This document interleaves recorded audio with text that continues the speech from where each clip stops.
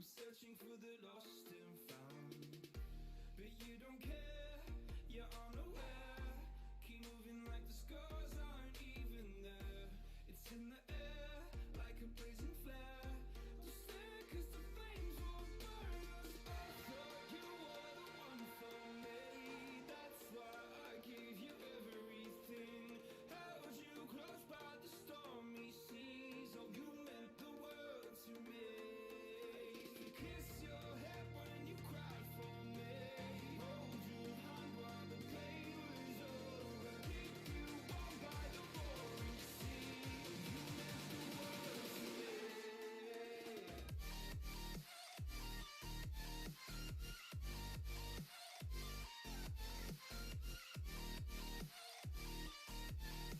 Oh, you meant the world to me.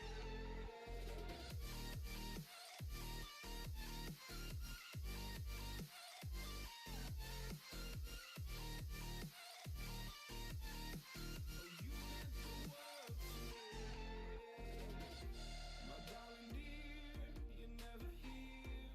When I'm in pain, you hide and disappear.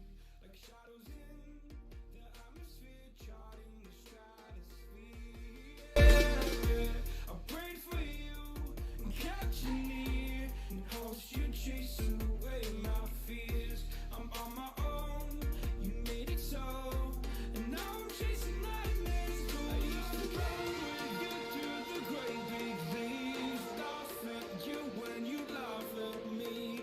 Hope for us because I believe the home was just you and me. I thought you were the one for me. That's why I gave you everything. Held you close by the stormy seas. Oh, you meant the world to me.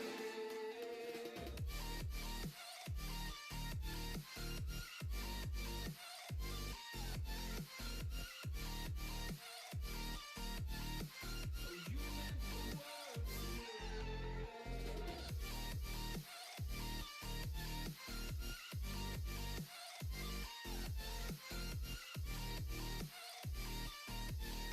Oh, you meant the world to me. Oh, I'm gonna do this on my own. No point in blaming you, you did not know. Oh, I thought you were the one for me. That's why I give you everything. Held you close by the stormy seas. Oh, you meant the world to me.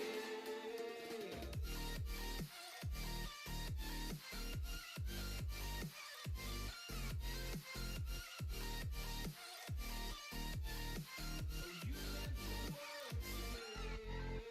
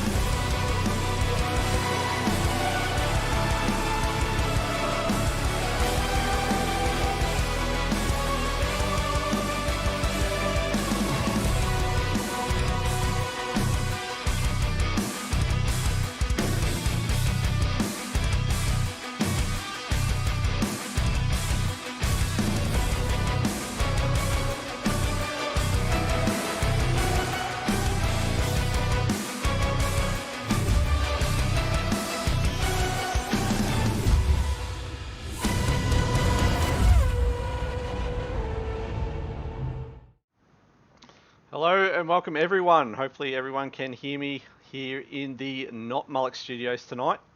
It will be me, Frank Frankfurt, bringing you the action all from the Endurance Series at the Nurburgring this evening. Welcome everyone.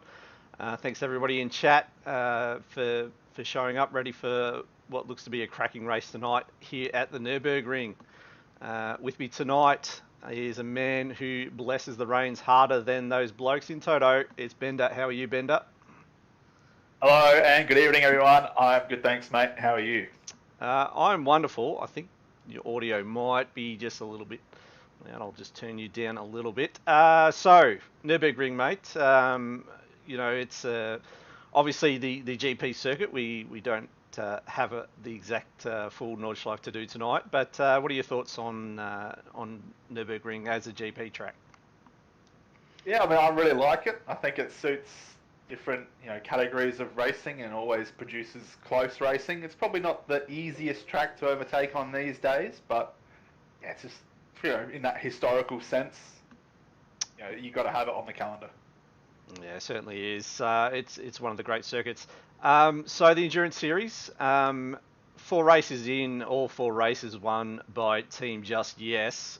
However, tonight there is a big in for one of the main challenges tonight, and that's Andy O'Hara will be participating tonight by the looks. So Team Yes is rapidly becoming Team No.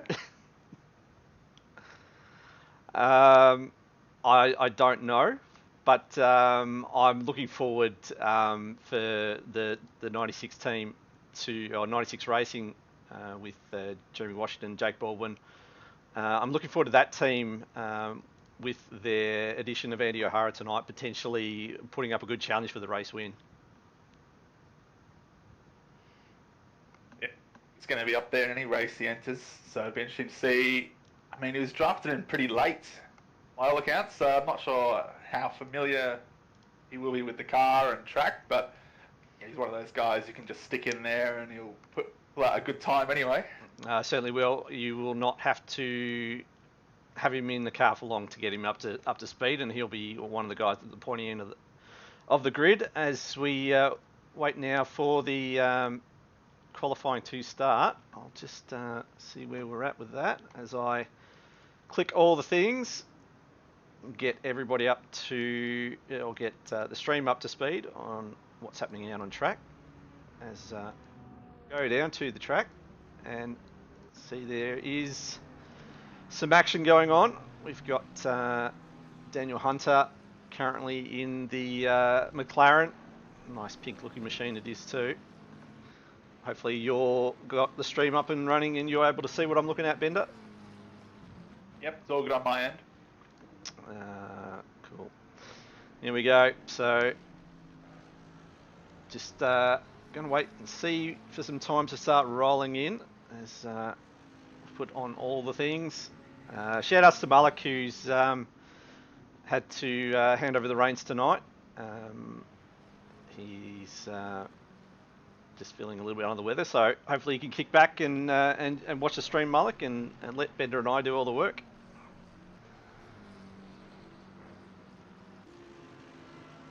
Now, we can't come to the Nurburgring without talking about something that's alongside the track. That is, of course, the famous roller coaster. The famous ring racer. Yep. Fun fact, it was actually the fastest roller coaster in the world when it was operating. Really? And what Yes. what roller coaster overtook it, Bender? The one at Ferrari World in Abu Dhabi. Well, that would make sense. I do remember they boasted that pretty heavily when they created that track, that it was the fastest roller coaster going around. So we'll start to see some times coming in. Currently, Daniel Hunter topping the times, and although this is still free practice at the moment, so I would have thought it'd be not far away from ticking over into qualifying, as it looks like we are now. So shout outs to everyone in chat. So Cameron, Pat Oliver, Juicy, Moritz Wagner, Glenn Jones, Stuart Matthews, Loud Howard, all the people, Scotes.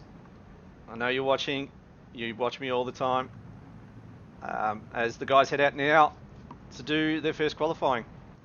Shout out to Jan as well. Hi, Jan. Yeah, Jan, I apologise to anyone that I've missed, as I will click that and get rid of. Hopefully, give everybody a nice viewing experience, which is hopefully going to be a cracking race tonight. Doesn't look like we're going to see much in the way of precipitation though, Bender. Still time. Yeah. Holding out hope, aren't you, mate? Look, until the session starts, there's always hope. Yes, that's right. I mean, I have been in I think it was only an hour long in what we used to call an endurance race back in the day, where it had rain throughout the race, which was quite an adventure because it was also at night. So not only could you not see your braking marks were completely changed anyway because of the wet conditions on dry tyres.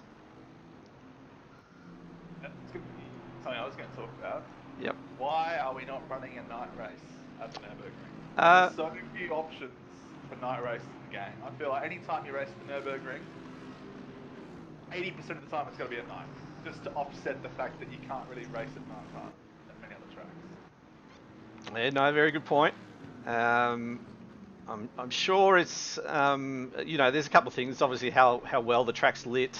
You know, you don't want to just see a bunch of headlights just driving around as a viewer. I wouldn't have thought. There's only a couple of, ACC lacks sort of a track that is well lit up, like the say of a Bahrain or an Abu Dhabi in Formula One. It's just not as strong, as I'm being told. The Bender is now a bit quiet, which is weird because Bender's not quite in my ears, but I will unfortunately turn him up a little bit more. So I guess the closest thing to a Bahrain you'd have in ACC would be Misano. Yeah, it would be. But even then, I mean, it's well lit up, but it's nothing on the scale that you see these modern Formula One tracks that are designed to operate at night. Yeah, that's right. So, just having a look at Doug Ryan Anderson, his team doing very, very well in the Pro-Am class. I think they're second overall. So, I mean, obviously in the Pro-Am class, they're not sort of knocking at the pointy end of the field, but they're obviously travelling around pretty well, picking up enough points to be P2 in the championship. I will claim that with my one substitute appearance at Barcelona. Claim everything you can, Bender.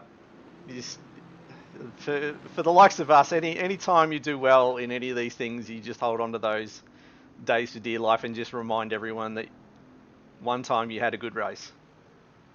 Oh look, I mean, I was on the inaugural podium in the OR history, so let's just go back to the first race. Yeah, I was on the podium. Yep, it's all been downhill since then. Foul Minion's asking what the wind watch situation is. It is 9 kilometres, which is fairly stiff. So Pat Oliver saying first in Prime now because Sam Reck is in the team of Sam Reck, and I forget his co-driver, but they are both been upgraded to Pro. So so they're actually P1. So just watching Ryan Anderson now. He's 1.1 up on his last lap. We'll see where that puts him. It puts him into P7. Meanwhile, this team here, this is the team on the hunt today, you'd feel. Jeremy Washington is currently sitting P1 in the first qualifying session, or the 1:54.4. And sound for ACC is what is required, according to the big man. I was beating Jeremy Washington. I, Those are the days. yeah. So 3 years ago. 3 years, yeah. It's funny how they grow up so fast. Oh no, brings a tear to the eye. We'll might just go in the cockpit of Jeremy Washington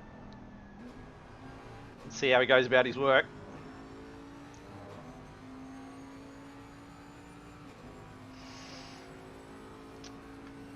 So let's see where he brakes for the chicane, because I find it's really almost at the 50. In fact, pretty much on the 50, pulls it up. Takes So great. that is one brake marker later than I would like.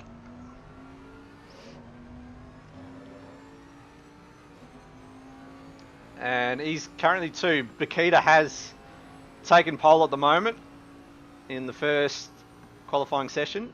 For those of you watching for the first time, there will be 2 qualifying sessions. Both drivers will put in a qualifying effort each, and the best average time will determine our final grid.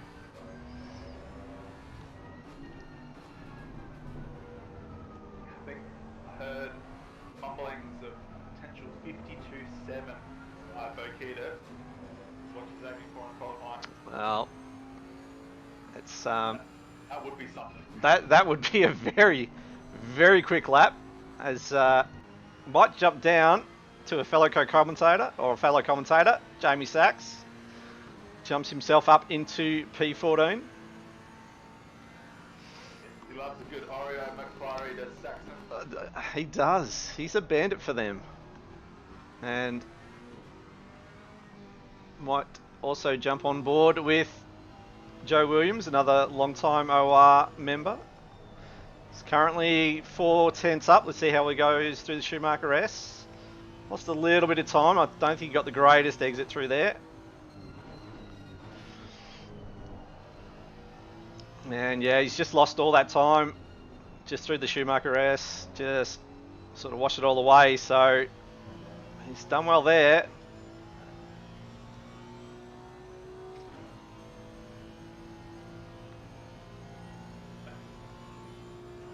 Some of the special events.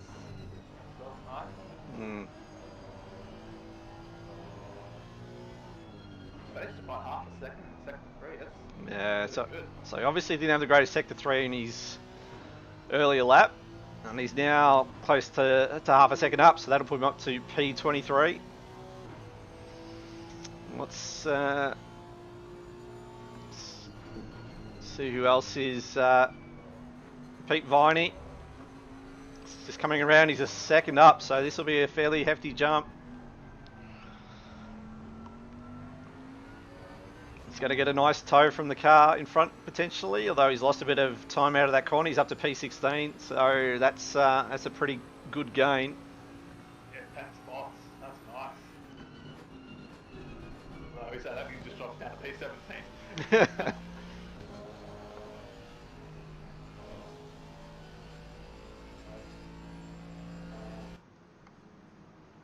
And it's Vecchio now.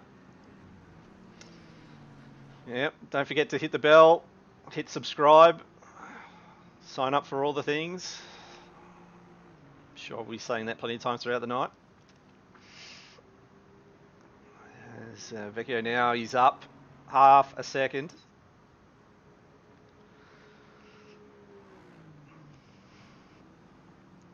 Yeah, this could move on to around P5, P6 here. He's got trap there. He's Oh, that's bad traffic there, but he's still he's gone very wide. Yeah, Full time. he'll be a bit. Oh, that's awful. He'd be fuming. He'll be very upset about that, Vecchio. P8. Oh, that would have been a top 5. Yeah, have a look at that. Have a look at that that gap there, 0.425, 428, and you can see he's just flashing. You can tell he's just angry about what transpired there on the last corner. That Ferrari was parked right on the racing line for him. It could have been on a flying lap itself, in which case, you know. That was way too slow for a flying lap. Well, we will see as we currently see probably our guys putting in the last lap or so, or going out for their last laps. Jeremy Washington He's 6/10 down, but he's got a little bit of time back. It's 0.21, 0.22.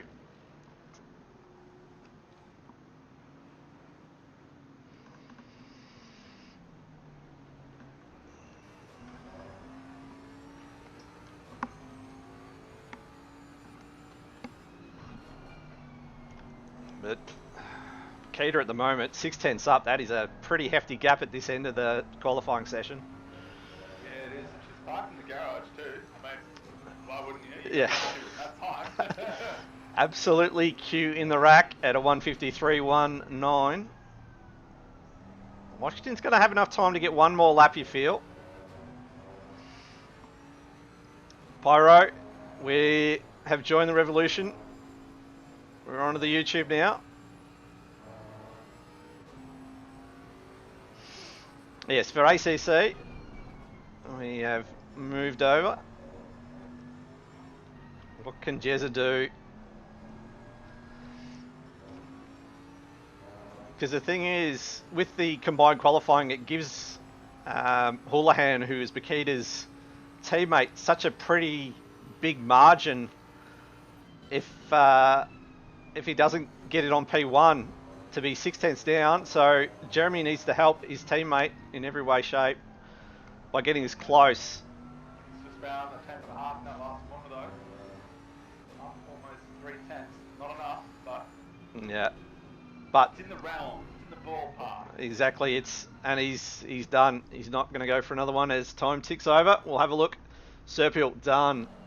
Callum Gibbons, he's rounding the corner, and he's 3/10 up. So this is looking pretty good. Where's it going to put him? P4, just short of Hunter in 3.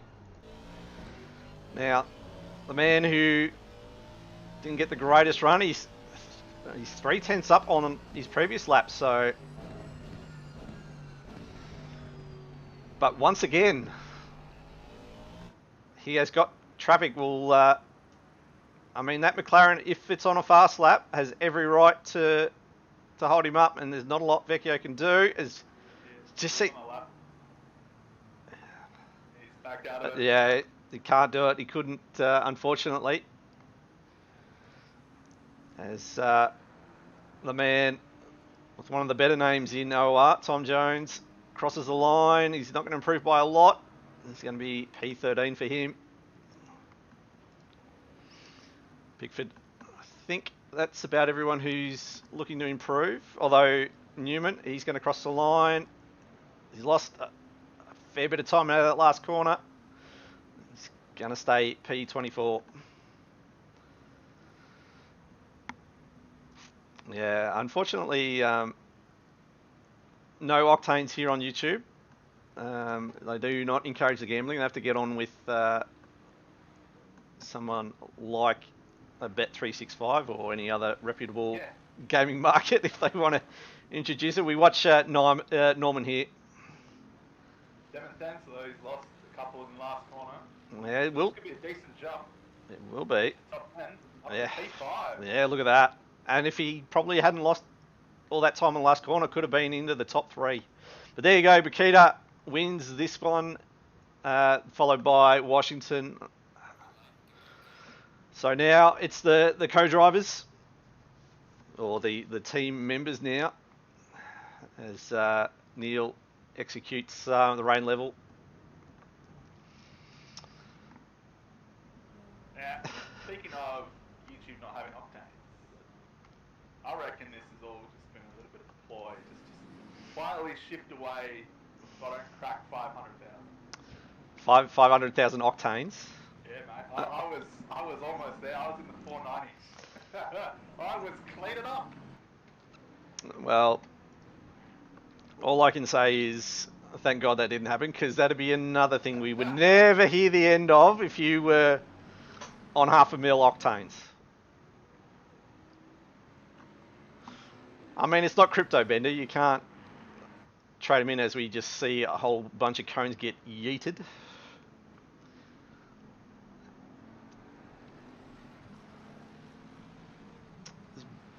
In a way, it's worth more than crypto. Bragging rights are eternal. Yeah, I prefer the cash though. I, I prefer 500,000 in a cryptocurrency that I could cash in and. Yeah. Okay. Fair enough. People complain the Bender's in the bathroom. To me, he sounds fairly loud. I can turn him up a little bit, but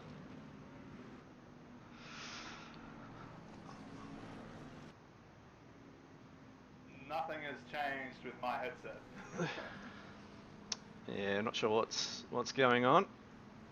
But we'll do everything we can to keep everyone happy in chat.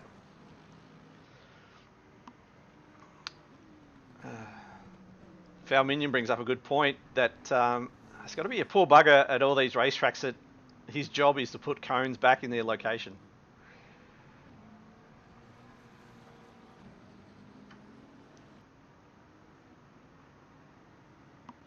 Okay. In actual real races though?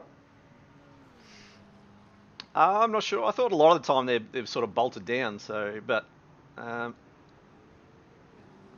barely any game sound too. Okay. So I don't. Let's investigate all the things.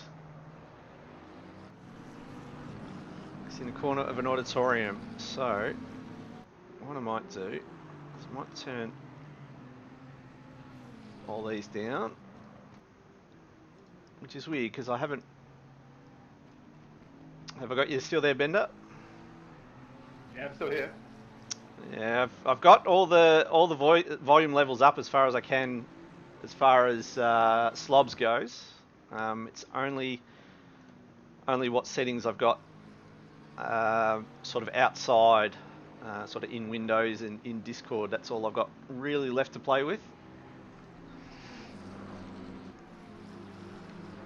Yeah, no, I've got everything's up as high as it can go, so snack aisle. Yes, very true.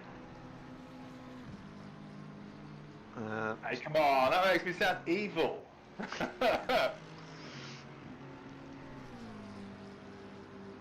So, see how we go with that.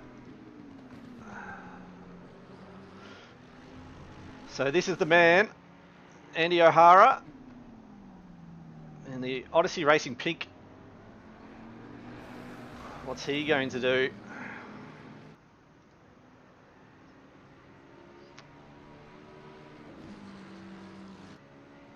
$53.5 first time lap, not bad.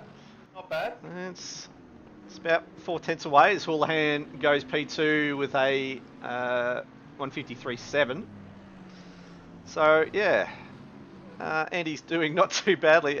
He does have a Pro-Am plate, so obviously he's subbing in for somebody else because the team sheet that I was looking at had him listed in the 96 team, but that's obviously not the case.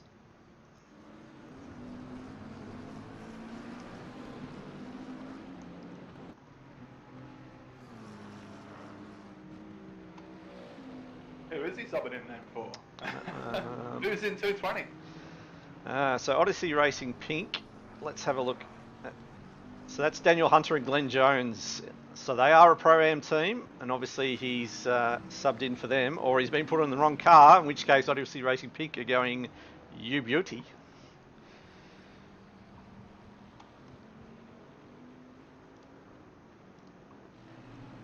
So, anyway. Yes, I saw him in the server before, but I didn't see what car he was driving. I thought he was fulfilling his normal duties with Team 96, but that's obviously not the case. So we'll jump down Duong. He's on 3 and a bit tenths up.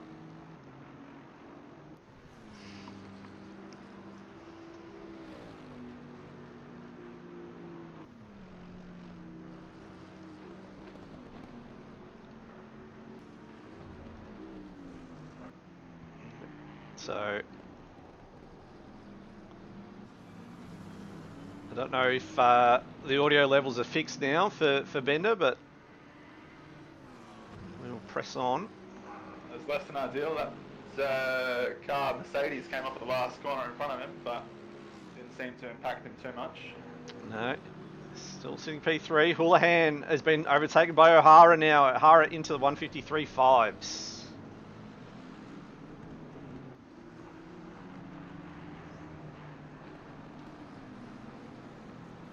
Bender is a bit louder, so unfortunately it just sounds like Bender is screaming into my head, but at least the folks at home can hear his beautiful dulcet tones. As this man is gone 2/10 quicker again, so he's looking to get into the 153 threes and twos. Well, can he get into the 152s? He's up to 3/10 now, so he's not far away. He's just gradually gaining a few hundredths here and there. 4/10 now. He's lost a little bit coming onto the back straight there. He's lost a little bit, so he's looking to put a similar time to what Boquida put down. Yeah, it's going to be very close. Yeah, this will be enough, I think, to go into the 152s. Oh, it's going to do it. Yes! 52.9. Bang! Take that. Yeah, that's a very, very quick lap, and with almost 4 minutes to go, you got to feel like he's got more time in there. As we go with David Hughes, who's putting in a pretty tidy lap at the moment, 5/10 up, but does have traffic. Will give you some idea. So you can see the track map, there's not a lot of open spaces for anyone to get, you know, a nice bit of clean bit of space to put in some quick laps. I think That's what happens when you've got 30 plus cars out on track. Yeah, I think it's Phillips in the 38 car. He's about the best of everyone at the moment with the amount of track room he's got. So Hughes goes up to P9. Johnson. It's not a bad exit. 7/10 up. We'll go P9. So great result there for Johnson.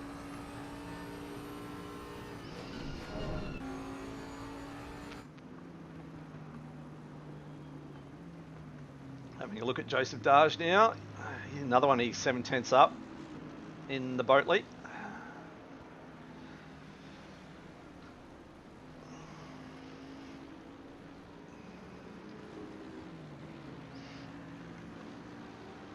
So, just a reminder, after this qualification's done, our team of computer scientists in the background will calculate the aggregate qualifying times, and that will determine the final grid.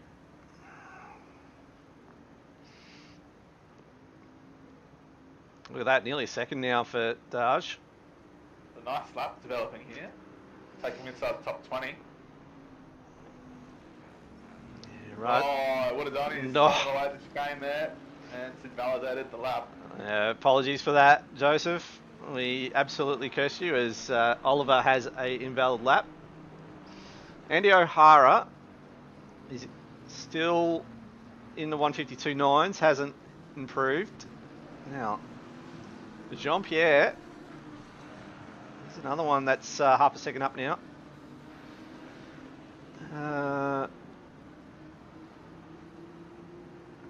Is Raggy improving? I don't know. I don't know what Raggy's actual race name is, which makes it hard.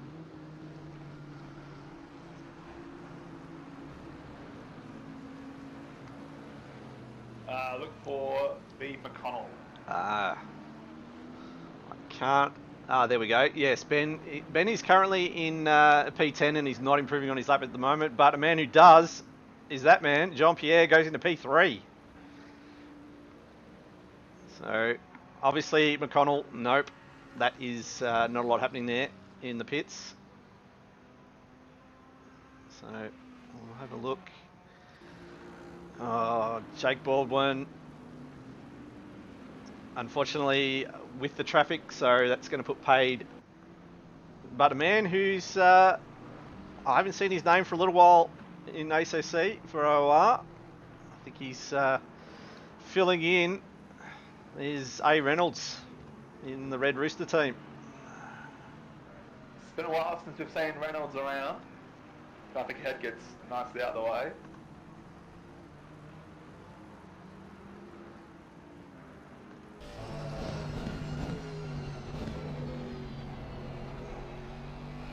As time ticks over,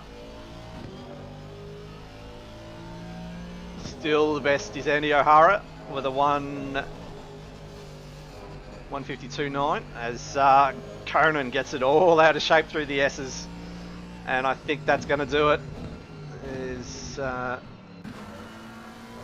He now parks it up. So Joshua Tan now sweeps through over half a second.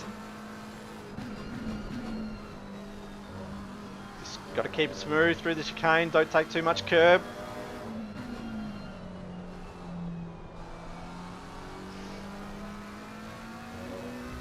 Not a bad exit there. Lost a little bit of time, but not a lot. We'll get him up to P16.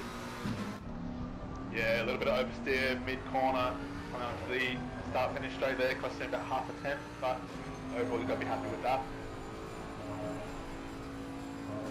Oh, that was an interesting Big slide. Yeah, it was a very interesting line there from Duong. It's lost him a bit of time though, as impressive as it looked. Euro beat intensifiers. But Phillips now, he can get him up a few positions. There you go, 20 to 10, just like that.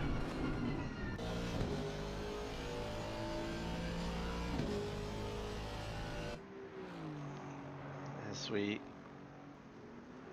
see a fairly familiar bright yellow Aston Martin, although not yellow wheels this time, so I get a pass on that.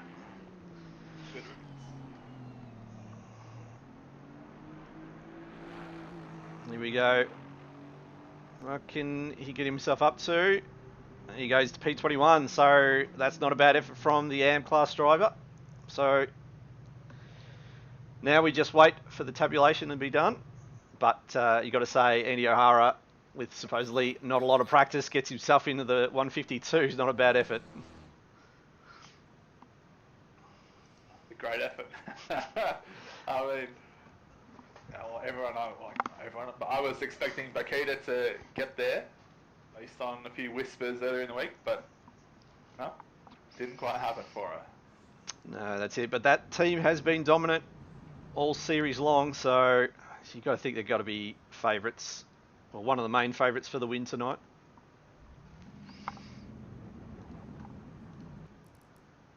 Yeah, you'd expect them to be up there. Someone that I would expect to be up there, Alex Bowen. Now, in that section of qualifying, he was only, I think, 24th. So, something must have happened to him. Because normally he's, pushing top 10, top 5 at some tracks. Yeah, I'm not sure what's happened to Alex. I've noticed a couple of races now. I don't know if he's just not putting in the same amount of practice as what he's had. When he was probably one of the top drivers in OR and rapidly improving. But yeah, I don't know if he's just not practicing as much. I've just noticed he's just not quite getting the results that you think he would be getting. He's been sort of struggling down in the sort of the bottom half of the top 10, in the mid-teens, and you just think he'd be normally a little bit higher than that. So, bit of breaking news, as of course we are also covering the Azerbaijan Grand Prix tonight. Max Verstappen has just hit the barriers at turn 15 during FP3. So, a decent hit, whether he's just damaged the front wing or front suspension, we have to wait and see. But yeah, it just happened. Max Verstappen in the barriers, turn 15. Oh, Max has obviously not learned from Charles. You've got to do it during quali when you're in P1. There's no point binning the car in Yes. P15. Do it in when you're in P1 in quali 3. That's when you're going to do it. Anyway, will be interesting to see if they get that car up and what damage it has. Is there going to be a change of gearbox or engine components? Because that will cost grid positions potentially, but obviously, Yeah. Positive thing for Max is it was just the front end, so I guess you're less likely to damage the gearbox doing that, but still you got concerns when you think, at least in practice 1 and 2 yesterday, Mercedes struggling and Red Bull 1 and 2. You think, well, this could be the weekend that Verstappen extends his lead. He can't be putting it in the wall. no, certainly not. But we'll see when we, hopefully, some of us will tune in once this race is finished. Got a 3-hour endurance race between that, though, as the guys just putting in some final practice laps while the grid order's sorted. And then I think they do the form up on the formation lap and then get going from there. So hopefully nothing in. And I must say it was a pretty close run thing. The servers have been down for most of today, from what I can gather, and only just sort of came up about an hour or so before we were due to kick off. So I think the likes of Mullock were probably a little bit nervous that this event would even go ahead. Yeah, well, I think there was about a 7-hour unexplained outage, so yeah, that's never a good thing when you're trying to organise, a professionally run series. Well, I mean, it is most of the time, and then there's times where they get the likes of me to host a stream, and then all pretense of professionalism just go right out the door. Oh, look, we go for a professional atmosphere. I don't know why we let this bloke called Bender keep coming back on. Well, there's been talks. Behind the scenes, there has been talks about that bloke. Just putting it out there. He talks about potatoes being a time measurement, Yes, that was the other thing. It was a free weekend too. So of all the weekends you would want to have the game running smoothly, a multiplayer working, and everything going, and they just absolutely, what the bed. That's unfortunate timing.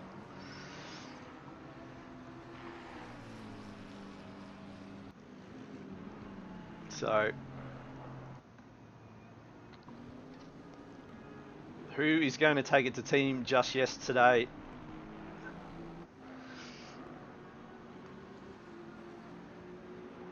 Speaking of all things Kunos related, there was some leaked information about the next Assetto Corsa.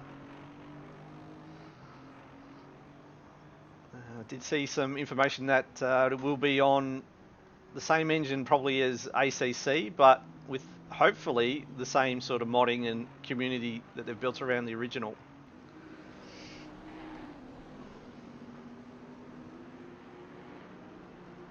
When you say the next Assetto Corsa, do you mean successor to Assetto Corsa or the successor to Assetto Corsa Competizione? No, the first one.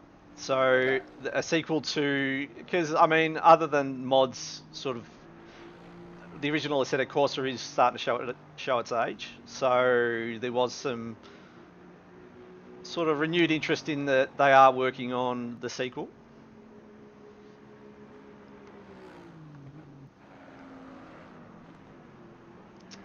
Hello, Braden.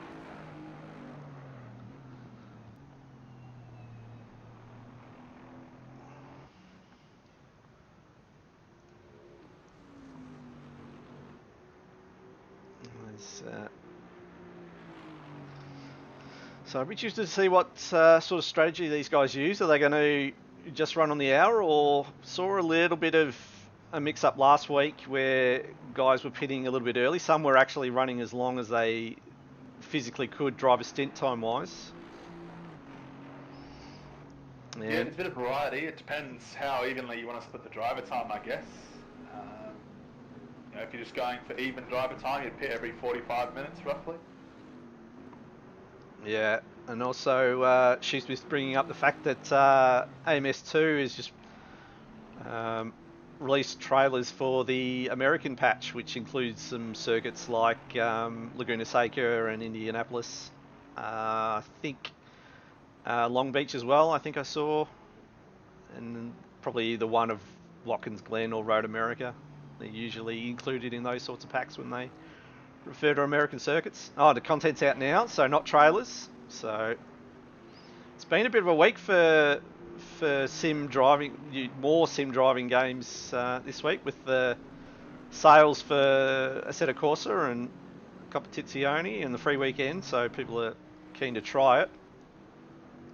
Yeah, there's also some news about the next F1 game launching in just over a month, just over a month. I think it comes out on the 10th of July now. So yeah, your normal F1 YouTubers are starting to show a bit of gameplay. Finally got a little bit more in the damage model bender. Yeah, I'll be interested to see how that plays out. I mean, will it see the return of the infamous side pod glitch from, I guess, 2016-17? That was always not that fun. Yeah, I think the one thing it could potentially do is probably scare off a little of the wheel-to-wheel action that you'll see in leagues, because you're going to be too worried that you might damage your floor or your opponent's floor if you make contact trying to go around the outside. I wonder if that thought is going to be in some of the drivers' minds in the new game. No. Just straight up no, don't care. No, people won't think about that. They'll just race exactly the same as before. Let's not go too deep into it here. Yeah. No, seriously though, the part that caught my attention, I've never been a big single player career mode person. The last time I did a full career was on 2015. Mm-hmm. And that game was infamous for the multiplayer hopper system, which was awful. But the fact that you can do two-player online career, and both people can drive for different teams, and you can have your own team development, R&D stuff. I thought, that could be interesting. Well, I read that you couldn't be on different teams. I think someone was saying that was the one thing that they would have liked to see in the online co-op component, would be the ability to be on different teams, but... Okay, now the information I saw, I think it was from the race. Oh, okay. Yesterday or the day before, because they've had a pre-release copy saying that you could be on different teams in the online co-op championship. Okay, well, if that's the case, then that sounds amazing. And hopefully we'll convince some... if you have a friend that isn't fully into the whole, sim racing, full cockpit, $2,000 sim rig component, you might be able to at least, the same team. Yeah, exactly. And you might be able to, sort of help them through it. And, F1 it's growing in popularity with with the change of ownership, and they're doing great things. And I think one of the main way you get people interested into these things is through your official licensed games. I just want to actually pull you up on that. I think it's very interesting you say it's growing in popularity.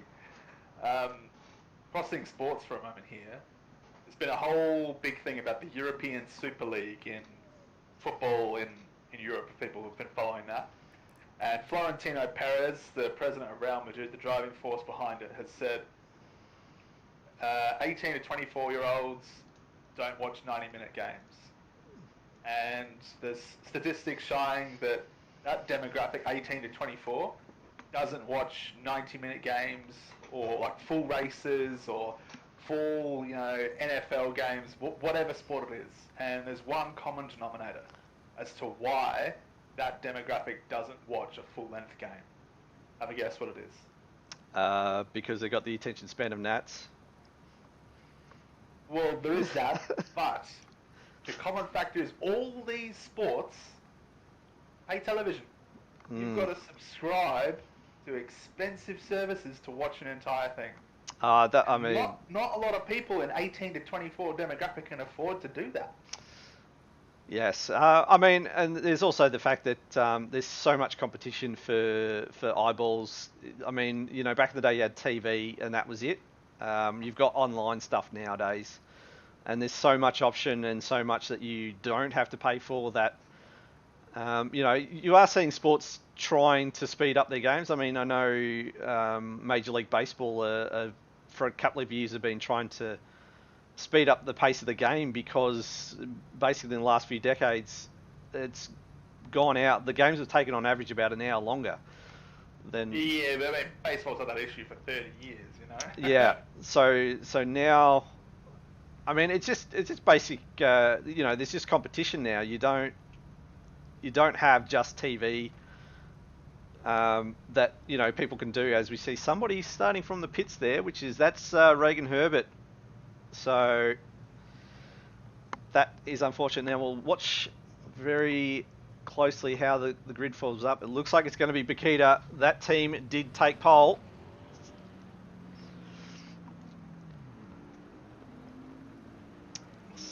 And it is going to be, look who is right behind.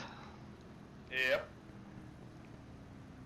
And Moritz in chat saying who doesn't watch, you know, 90-minute game or a full sport event that second screen. I mean, maybe I'm one of a dying crowd. I'm on the other side of the 18 to 24 demographic, but I actually enjoy just watching the game. I don't want to scroll social media or play other games and watch it up at the same time. I actually like living the game as it happens, or the sport as it happens, you know? I think there's another aspect to it that people don't want to watch sport feeling like they're alone. So let's, for example, I have a mate. We both like watching rugby league. However, we don't go and watch, like, you know, top of the table clashes or whatever. We'll go and watch a game that will have a chance to be played probably at a worse level than the top teams, just so we can get around and just talk rubbish about the game. And it's amazing how much quicker when you're not sitting there by yourself, where you have, you know, other people to talk to and to interact with, how much quicker the game goes. Anyway, so we're just about to kick off the formation lap. So it's going to be Daniel Hunter who's going to take the second spot. Andy obviously is going to jump in a little bit later.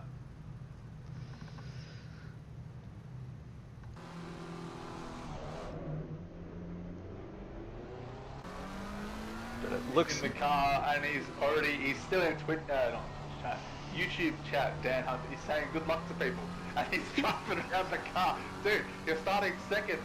Put the stream away. Yeah. I was trying to think, there was somebody that used to be on a controller that used to be able to type full sentences while driving. I can't think who that was off the top of my head, but... Okay, sorry, no, maybe Dan is actually not in the car. It's just a visual... Yeah. On the side there, because on the bottom right it says Andy's in the car. Okay. Okay.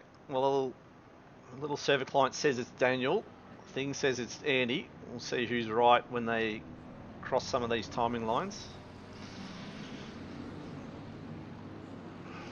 Andy's in the car, so getting a bit of heat into those tyres.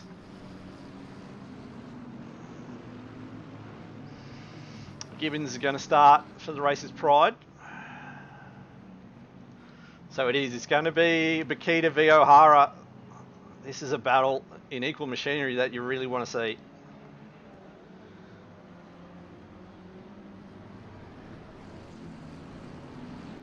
Yes, this could be just one of those races where they just follow each other around for, you know, almost 3 hours.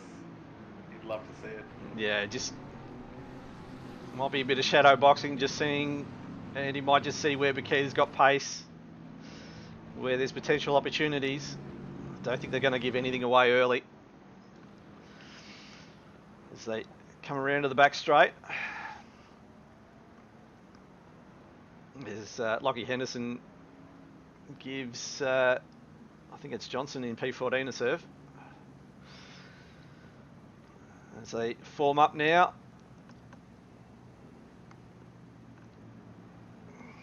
They've formed up very early. Yeah. Oh, maybe not. I think because you've got the chicane and then you're basically in the last corner. There's not many opportunities to get it done. So, Reynolds. Yes, they are P6. Yeah, don't trust the things early on because the update's not all that efficient. Anyway, it is going to be Philippa Boquida on the inside. He's going to lead him down the main straight.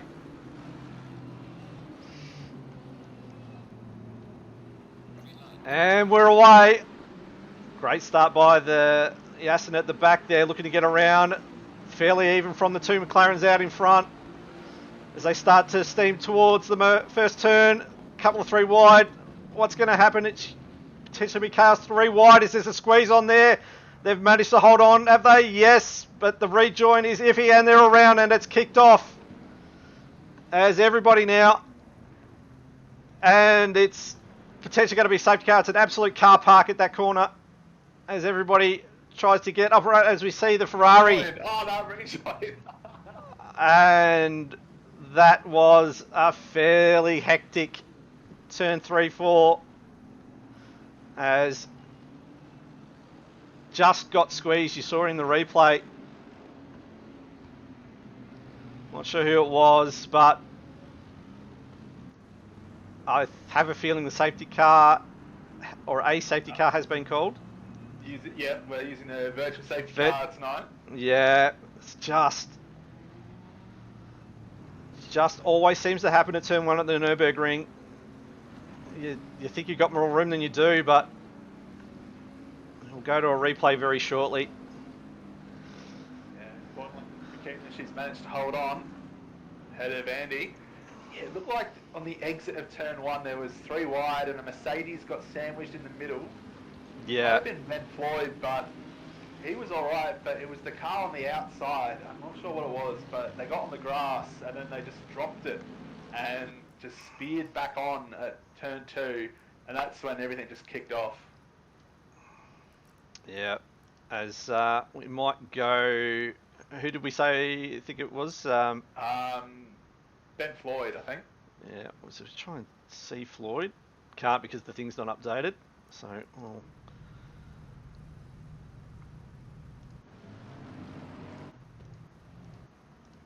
No, let's try and find a replay. It doesn't look like it's giving me lap numbers, which isn't all that helpful. Because they're still on lap 1. Here we go. Oh, sorry, here we go. So we'll watch Floyd here. So he's the Mercedes on the right, third from the front. Yeah, you just see he got absolutely pincer maneuvered here. And yeah, see there's that strange looking thing coming on, and then yeah, it's all off. Yeah, and then you can just see there's a couple of cars absolutely parked right on the middle of the road. And as we continue on, everybody is just coming around and it's a fairly blind sort of uphillish corner. You've got no room to sort of react to it. As we see that Ferrari, unfortunately. Yeah, they've just rejoined and T-boned someone. Yeah, I think that was, that may have been Bone. So again, his luck just getting worse and worse as we see Floyd. He is now in to get that damage repaired. Unfortunate early stop for him. Meanwhile, out the front, Boquida is managing to hold the gap to Andy O'Hara, P1 and 2.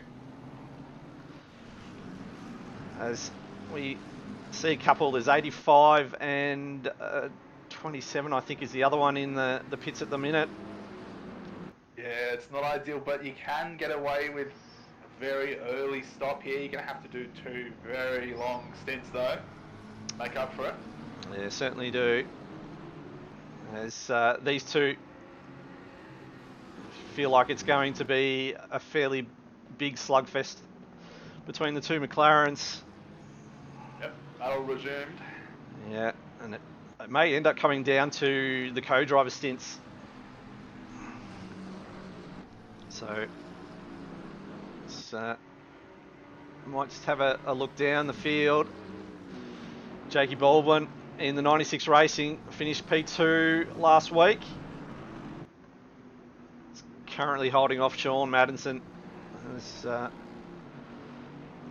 Jump in the cockpit with Sean as he looks at the back of the Bentley. You just see the 2 leaders just a little bit in front already, having a bit of a gap. Madison's having a look, thinks better of it, and goes a little bit wide and it's off. Absolutely Cook manages to keep it momentum going. He's managed to save it, no damage, and he's going to slot in behind Jones, I think. 4 places there, but that's alright. Kept out the barriers. Yeah, he did well. You just saw he just absolutely almost caught air off the one of the curbs through the chicane, and did well. Not back here though. Yeah, he's going to have a look. Jones does, I reckon, and I reckon Madison was another one of the other cars that was involved in that lap 1 incident as well. So to see. Yeah, you're right. I reckon he was one on the inside that just came across and kicked it off. Yeah, so obviously there might be a little bit of work to do for our stewards early on as we jump to this battle. So this is Serpiel looking at the back of Reynolds. Reynolds, I don't know how much time he's put in ACC lately, but doesn't look like he's in bad bit of form at the moment. Currently holding down P4.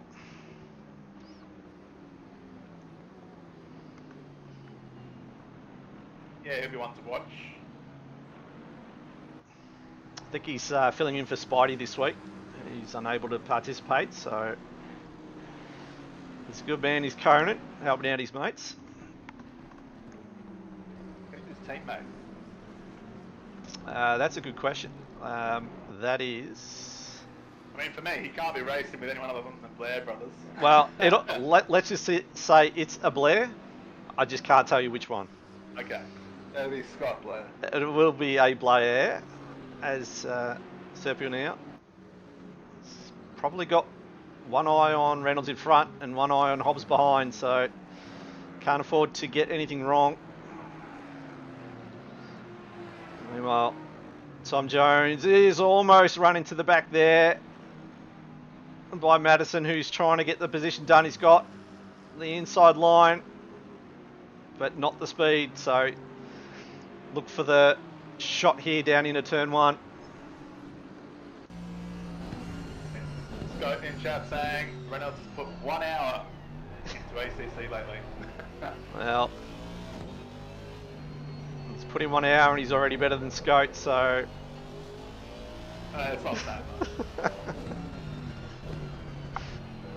There we go. So Sean Madison gets one of his spots back that he lost after that little incident at the chicane. Now, I just want to touch on the battle for the lead quickly. Dan Hunter, I believe, is teaming up with O'Hara. Yep. He's obviously in the Pro-Am class with his teammate. I'm not sure who his teammate is. What's Dan Hunter's pace like? Well, I mean, we assume he's not going to be as quick as Boquida and Hoolihan. Yeah, I think that's where Boquida's just probably going to feel a little bit more confident. Hoolihan, as I was saying, he's a very competent, very quick driver in his own right, whereas O'Hara, he is in a Pro-Am team, so you've no disrespect to Hunter, but you've just got to assume he's just not going to be as quick as Hoolihan. But we will see. I mean, anything can happen. We've just seen one car already heading to the beach. Yeah, that's right. So where I was going with that is for Dan Hunter and O'Hara, it's going to be overall win.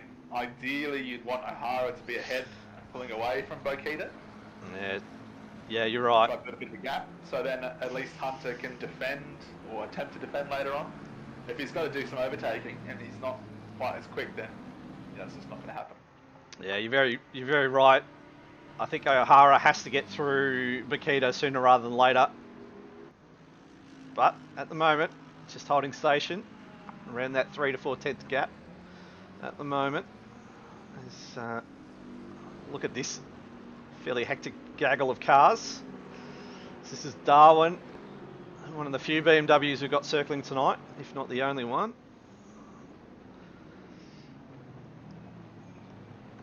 As, see the Bentley almost get overtaken by, I think that's the Ferrari of Kranich. Oh, sorry, Withers just behind. Had a little bit of a look, but nothing doing.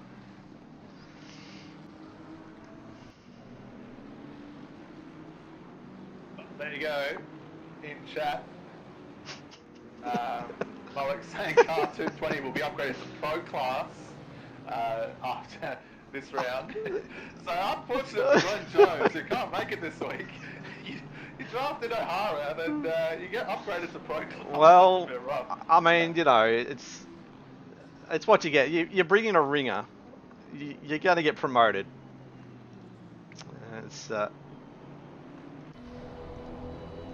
So we jump on board with Raj in the cargo burr.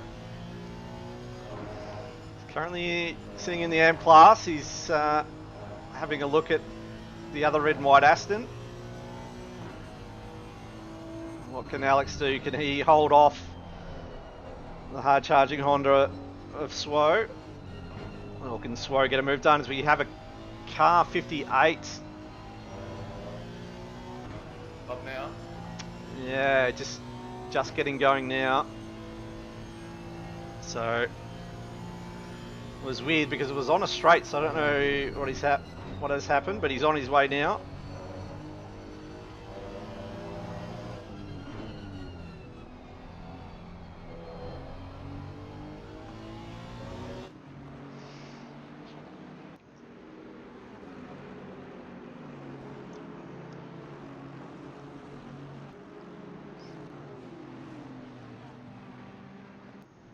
First 10 minutes in, things are starting to quiet down a little bit. Time's ticking away. 6:18 p.m. Wind is down to 8 kilometres or 4 knots an hour. Do you know what the knots to K's translation is, or did you just Google that just before? No, I do actually know because I can't keep it straight. God damn it! So I work on all of that. God damn it!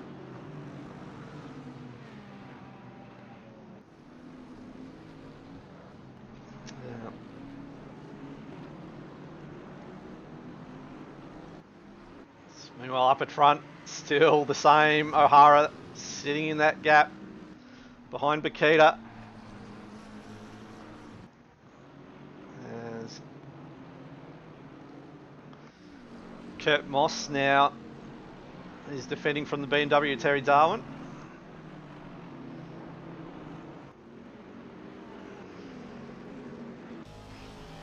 It's the view back from the back of the Aston Martin.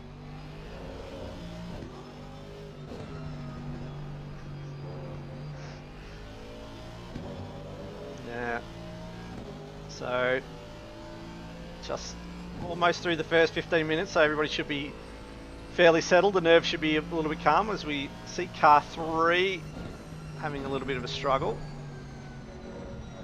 That is Raj. Something's happened to him. He's had a horrible turn through the Schumacher S, I think, and he's lost another position there. He's lost a few. He's down into P26 now, so Raj obviously had a little bit of misadventure.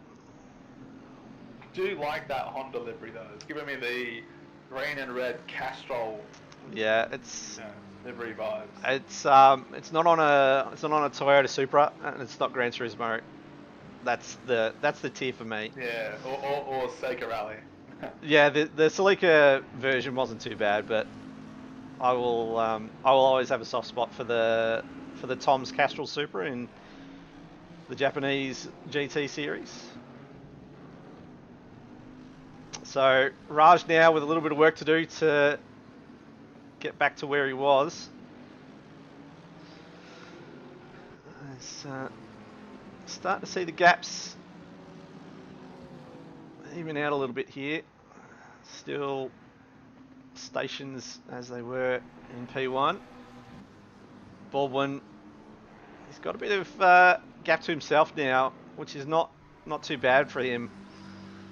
Got to feel he just wants to be able to drive his own race, run his own lap times that feel comfortable, not overextend the car and just hand the car over in one complete piece and no damage to repair.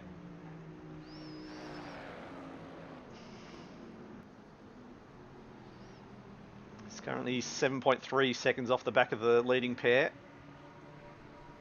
And he's got a couple seconds from the guys behind. Reynolds in P4. I'm sure Washington will be happy with that start so far. They certainly will.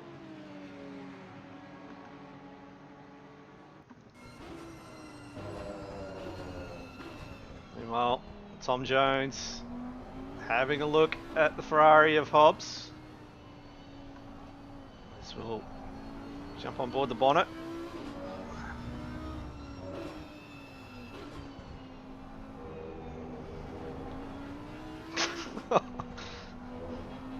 Neil in chat, absolutely firing shots at you, Bender.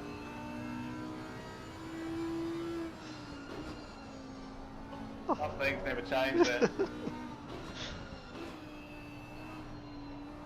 It was almost as many as his rejoin at Austria. Oh. That one doesn't get talked about enough. Or Rugrats, he's still traumatised from it.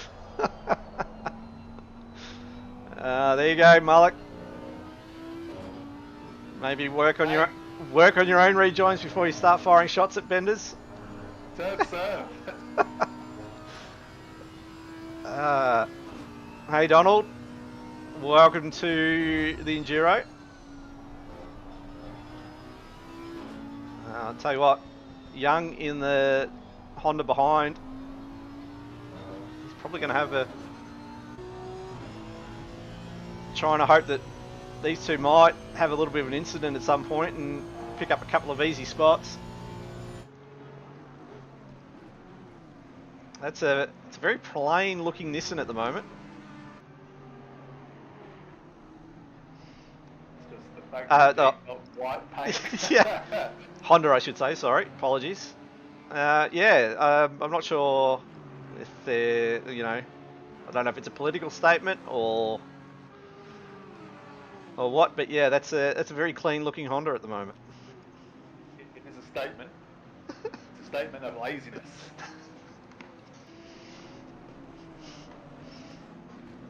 As we see, Bushel has picked up a 15-second time penalty.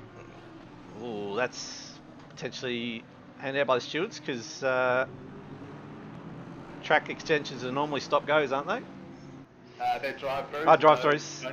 Don't get converted, yep, so that would be by the stewards.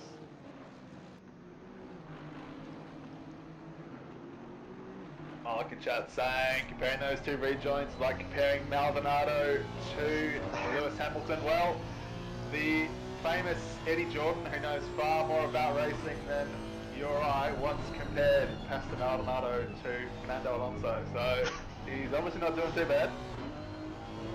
In that he should really give up racing at this point? Is that the comparison?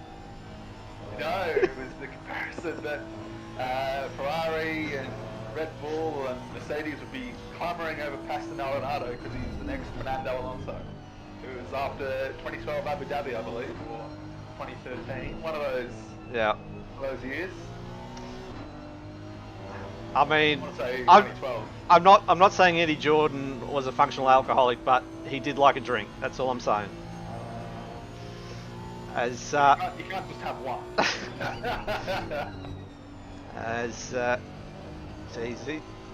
anybody gets anything wrong here, and you're going to lose a couple of spots very, very easily amongst these three. As hi to Nat, thanks for looking after Neil. God knows he needs it. On the straight and narrow.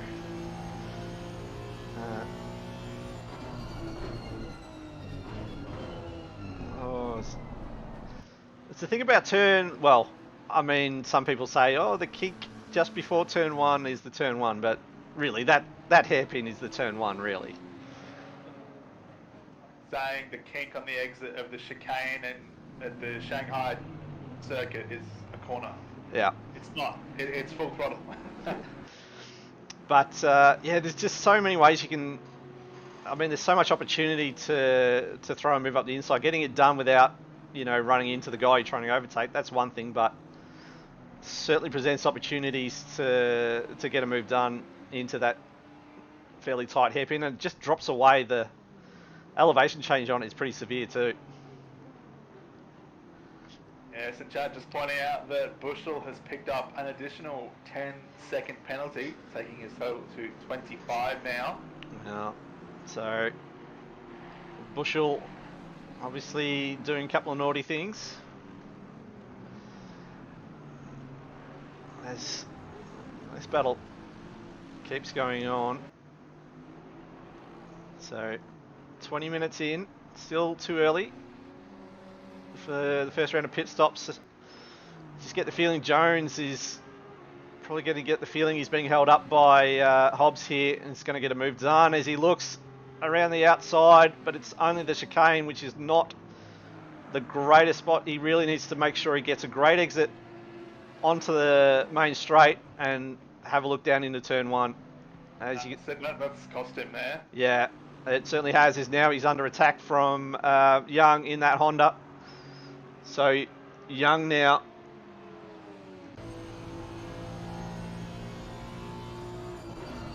just doesn't quite have the speed down into turn one.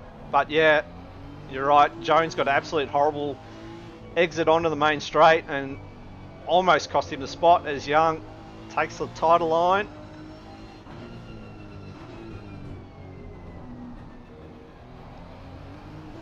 As they still stay as they are. We'll go down and have a look at another battle that's also fairly hectic at the moment. Just pointing out that Isaac Norman's got a drive-through penalty.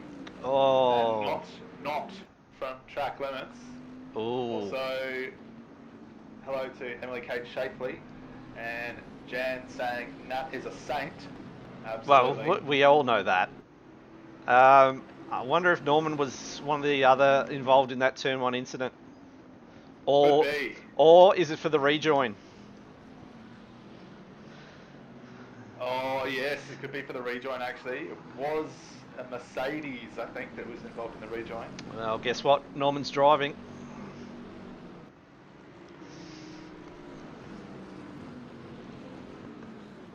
Yeah, he's in the Mercedes, so that could be putting two and two together there. Yeah. But anyway, so yeah, fairly stiff punishment handed out to Norman there.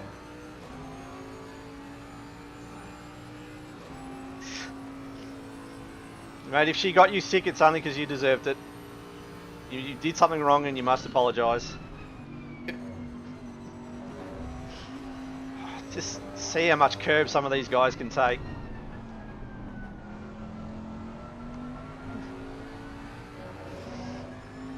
Boat takes a lot of curb.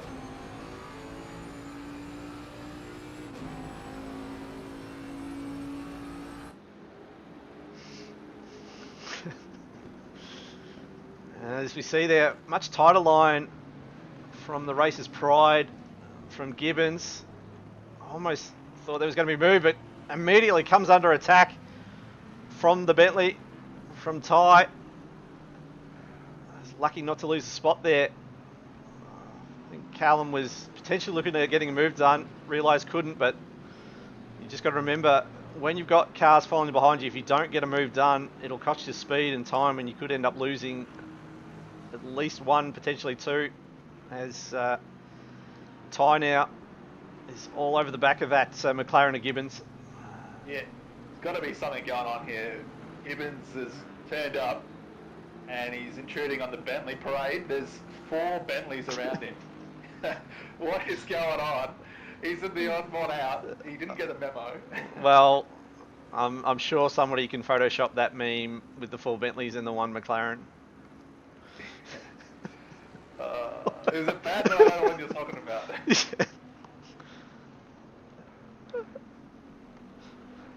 So, there we go.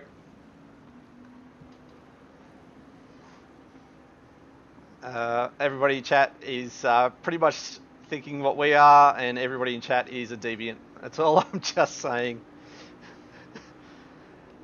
Hey, I did. Said so many variations of that. I mean, you know, we didn't explicitly explain what it was going on. We just suggested a meme that. Hang on. You suggested the meme. Mate, Let's make that clear. Mate, you are with me. We are all in this boat together. Work as a team, and we do it my way.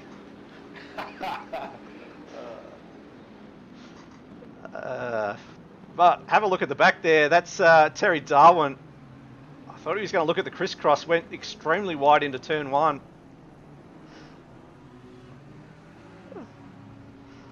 And yeah, unfortunately couldn't get the move done. But I thought there for a second that Terry was looking to go sort of wide and get underneath Johnson in that Bentley. But yeah, it looks like Bentley at the head of this queue, which I think is Newman. Definitely bottling up the drivers behind at the moment. Yeah, he's helping out his teammate Pickford, who's in the Bentley, who's now about 5-6 seconds ahead. Yeah, we might be able to just see there. So there's the Bentley of Pickford just coming through the hairpin now. Meanwhile, Newman doing all the right things to make sure it doesn't get overtaken. So, Terry Darwin there, 15th at the back of this queue for Missing Link Racing. The missing link is the fact that he's in the BMW and not the Bentley.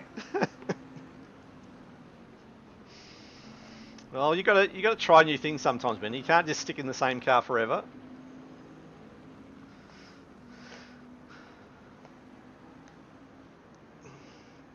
As Raggy's just pointing out, he's got damage from a turn 1 incident, but you can get damage repaired, so don't be out of hope just yet.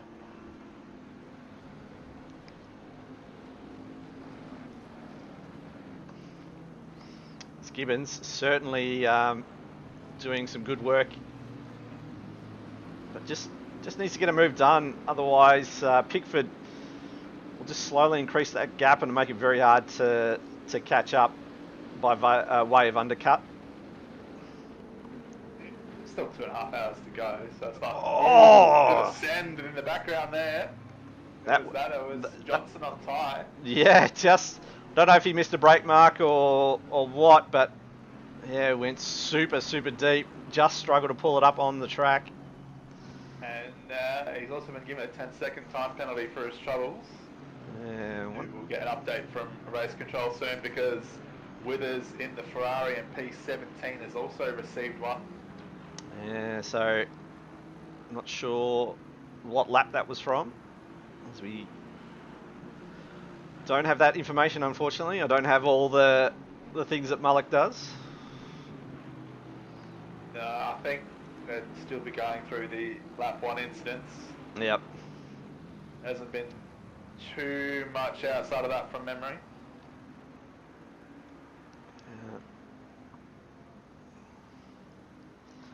Might just quickly, just saw the time jump down to less than 2/10, which usually means something's about to kick off, as these two are in another planet at the moment. Wait for the time update to see how far they're. 10 seconds up the road from P3.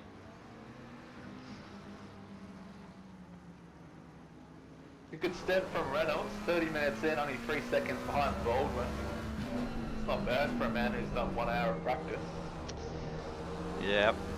Conan doing a good job in his return to ACC Octane. Hello, Kidman. Welcome to the stream, as we're just about to kick over the first half hour. Oh, it's a bit wide there from Boquida. Looked like it got a bit of a slide. Is this an opportunity for O'Hara into the hairpin? Oh, very defensive. Yeah, has to take a massive defensive line. What can Andy do? Now there's traffic coming up as well. Is Boquida starting to struggle with the tyres? Was it just a temporary lapse? Or is it a sign of things about to get a little bit harder for Boquida.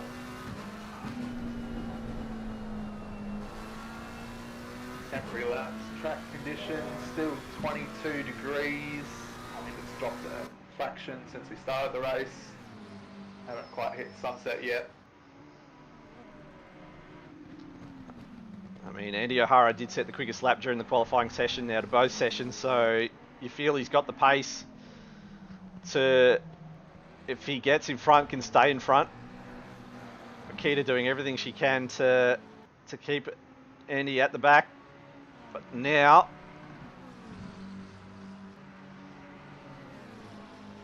AWS Insights overtake prediction meter when you need it. yeah. Oh, Andy! For a second there, I think just got that a little bit wrong. Just giving Boquida a little bit of a breather now. Looked like he turned in too early. Yeah, it certainly looked like he didn't turn in where he wanted to, and it just unsettled the car. Yeah.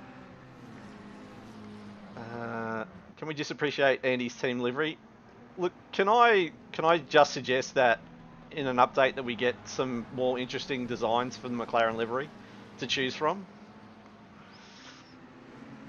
I mean, it's just one block colour, isn't it? Yeah. It's, yeah,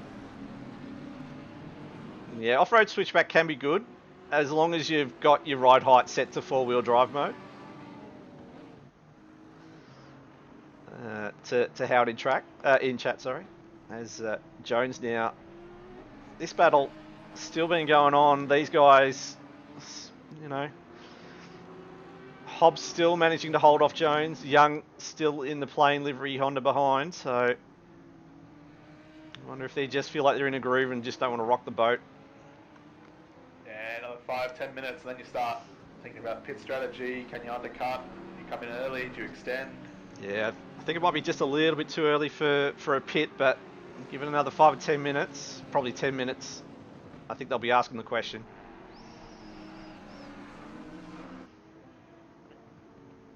So you pitted at the end of lap 1. How are they tracking so far? So Benny Floyd, who was one of the main victims out of the Turn 1 carnage, is currently 7 and a bit seconds off the back of Bub now, who's only 4/10 off the back of Wise. So I think it was 58.97 that were the two lap 1 pitters. That would have been Floyd and Bone. They've only got two. They've got 2 mandatory stops left. So. True. Bone is in no man's land at the moment. He's 12 seconds off the back of Floyd, so not a great race for Alex. I think that was a fair amount of damage to the front of that Ferrari. Yeah, so Bone 2:17. He's just been lapped. Okay. Floyd still in the lead lap. So Floyd should be able to keep the lap. It'll be interesting to see just how far up he gets by the end of the race.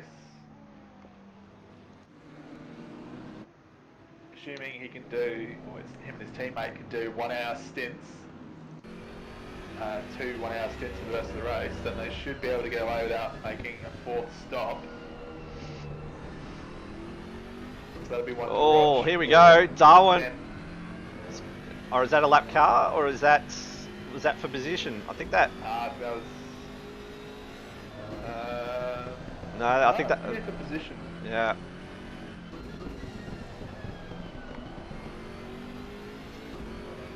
So there we go. Terry Darwin in a P14. Johnson up ahead does have a 10-second penalty, so doesn't. Oh, Darwin just missed the braking point into the hairpin. And Newman, easy as you like, scoots right back through. It's bad luck for Terry in the BMW.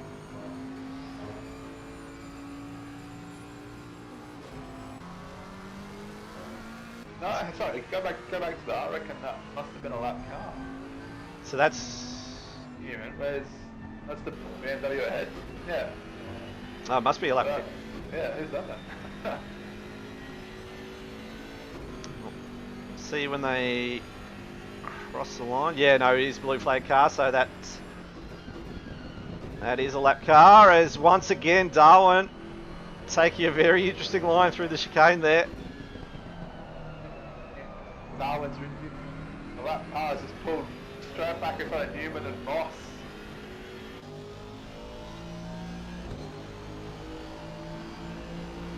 So, That is, yeah.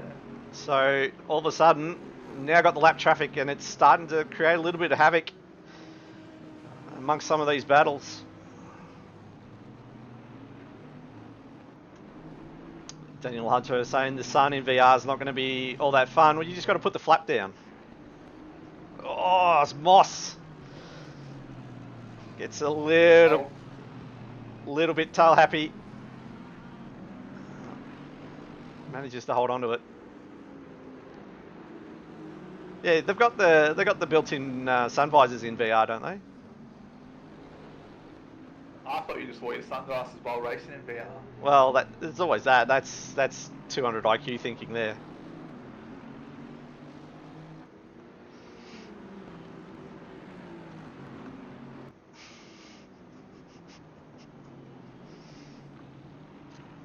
So, and Sam Rex is also, he's got a 5-second penalty as well.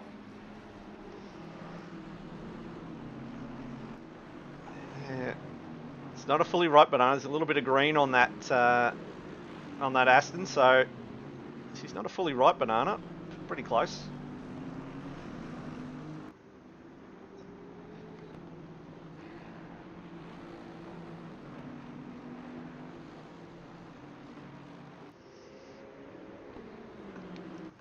So That's about 3 on the ripeness scale. yeah. So Andy O'Hara has fallen a little bit off the back of Boquida. Boquida has managed to extend that gap to 1.3 seconds, so just starting to look like all of Andy's pace is unfortunately just lost the back and can't get that toe. Now's the point where you start looking at when do we come in for our pit stops. Yeah, his tyres might have just gone out the window a little bit, following for so long.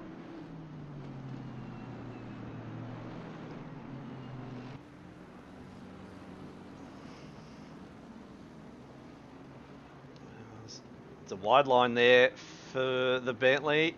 Can the Aston get the old switchback done? Not quite. That Bentley just being wide enough. So I might stay with this battle for a little bit.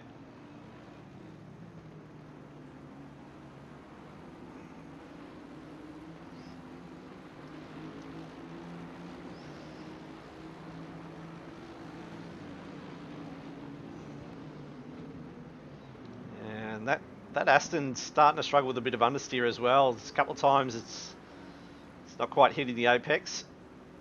Goes very wide, and there once again Bentley just doing enough to hit the apex of the corner, as you see here, and that Aston in the background just starting to struggle. Yeah, a bit of a rough lap for Moss. I mean, I've driven the Aston around here in a 6-hour or 8-hour event. Whenever we did that, it was really nice, I thought. That was a long time ago now. A lot of the tyre physics and whatnot have changed since then. Yeah, I'm just, as you said, I think the tyres are starting to hit the window now, and you just can't push them as hard. I think some drivers know how to drive them when they do hit that window, and I think some others just take a little bit of time to just know where their grip is at. As Herbert now sees somebody's in the pit. That's Darwin in the BMW. He's completing his first pit stop.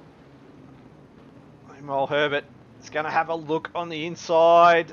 He gets left room, but does have the inside line into the next corner, so pretty smart driving there. Oh, there's almost contact. Herbert almost into the back.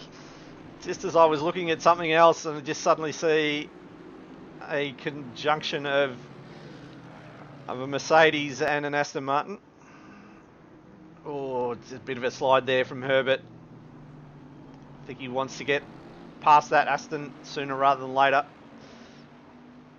And I think that's a lap car behind, so that Bentley should be keeping out of it.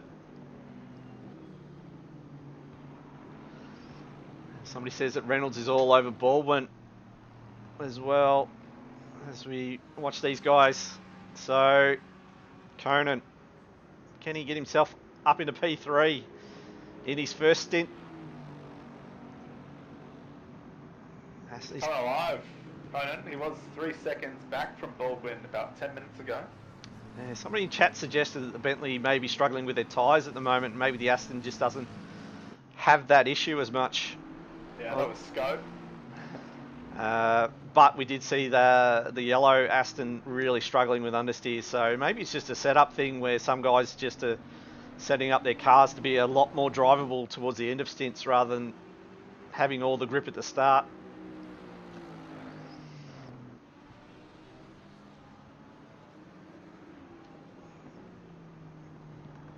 But this would be almost a great time to pit if you're someone like Reynolds and you think you can catch Baldwin but can't quite get past. Maybe the undercut is the method.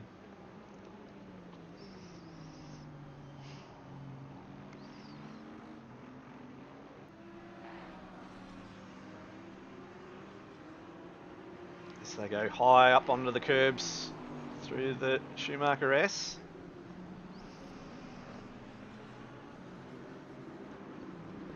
No idea what time the Nurburgring 24-hour starts. There's too much motorsport going on at the moment for me to keep track of it all.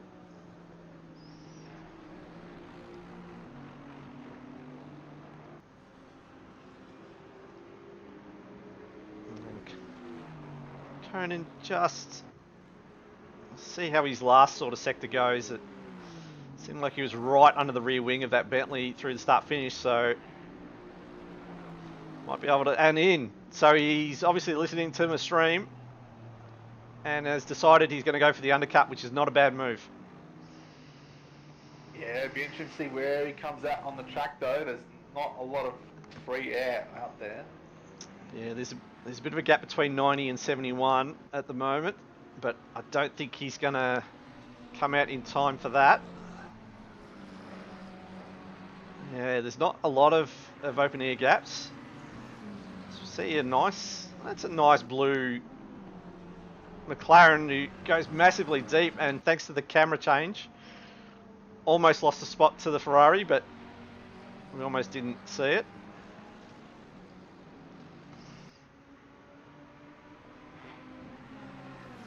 Oh, that Ferrari is very, very impatient at the moment. It has a look. That's Mitch Wright.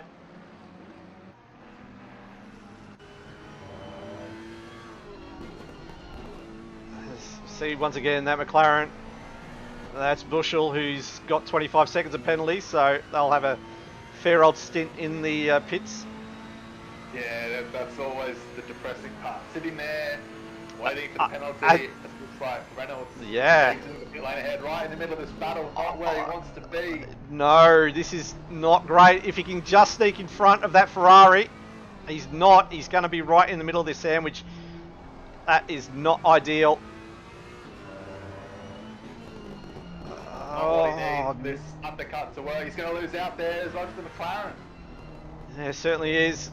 And or is it? McLaren's gone very wide. Oh, Wright's going to get Bushell here. Bushell hard. Oh, they're defending hard. Nice. Oh, just sweeps in front, and he's just going to hold on with enough grip. It's a great overtake move there by Wright. Very opportunistic as Bushell was caught up with Reynolds there. And that was a great move. Around the outside, still had enough grip and got the move done. Meanwhile, Conan, oh, sorry. Yes, no, it is still Conan in the car. I thought they may have done a driver swap, but obviously not. Pretty happy with Conan's pace, so left him in. He's got to make hay while the sun shines. It'll be interesting to see if the team he was fighting, if they come in now just to cover him off, or I feel like leave him out there up against, as we see Pickford, they are coming in as well as Hobbs. So Conan currently sitting P17 on track, trying to get past this Ferrari as Withers, it looks like it's just picked up 10 seconds as well as they go side by side, and Withers is in, so Conan doing all that work to try and get around in the end. Withers was going to come in. Yeah, it didn't even matter. So try and find. So try and find the. So this is Baldwin. They're staying. I know they are out, and there you can see there's Conan just off the back. So thanks to that bad spot to come out to for Conan, he's lost not a lot, but undercut did not work. Unlucky there.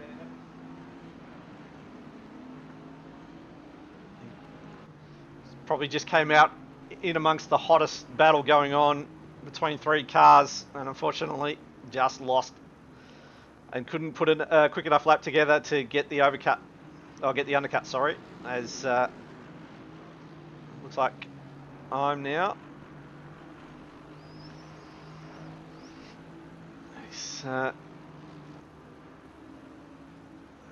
Jeremy Washington is now into the car for that team, so Conan's got all his work cut out for him now.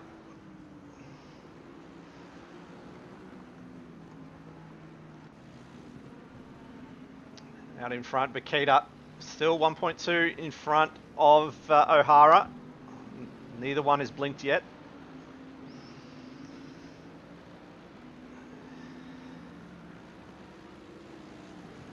As we start to see a lot of the top runners starting to come in now. Jones, Young, Ty and Johnson all in the pits.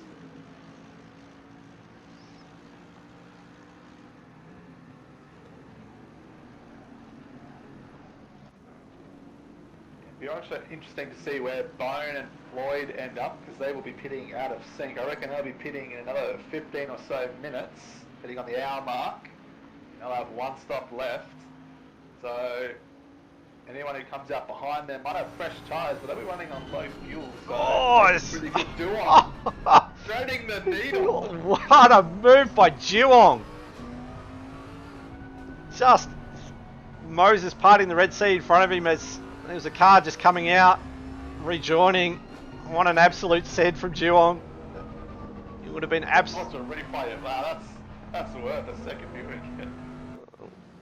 No, thank you, Tingo. We might come back to that in a sec. Unfortunately, he didn't go back far enough.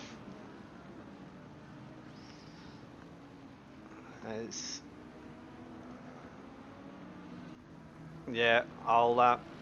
so that was Geelong. We might cut back to a replay.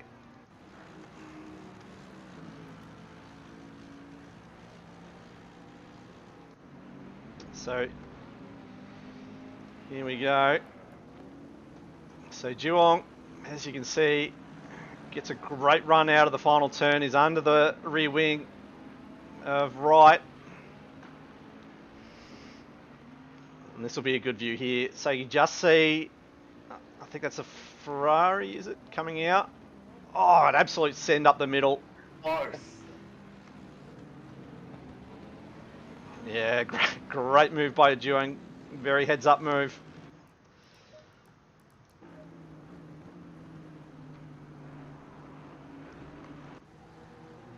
So Boquida and O'Hara still yet to pit. As Madison starts to trundle out of the pit straight.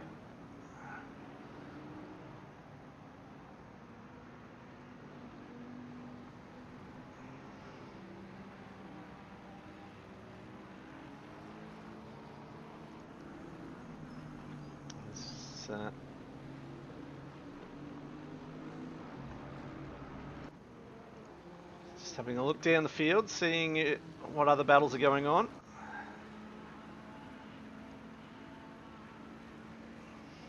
Alright, so note this down. Alex Bowen 16, Ben Floyd 14.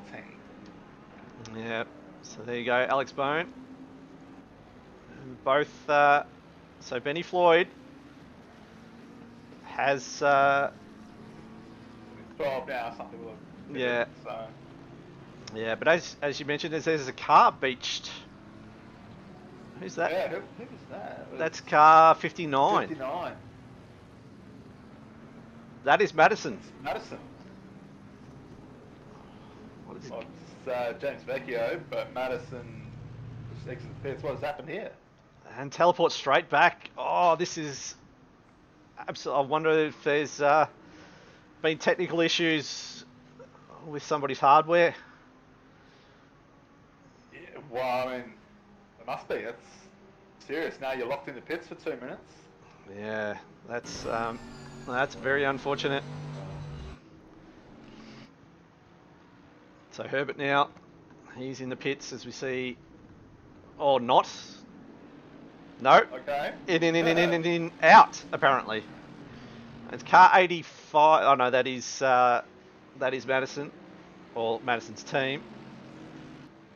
Now still locked in the pits.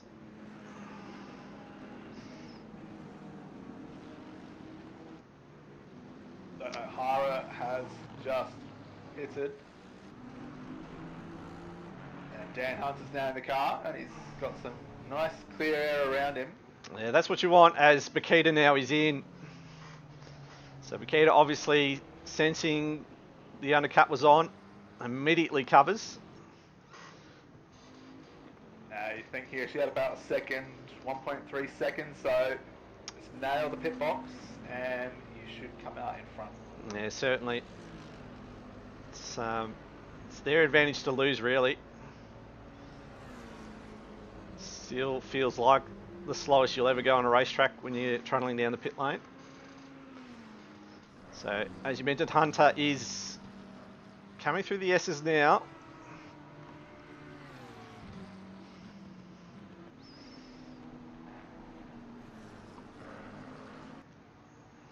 We'll see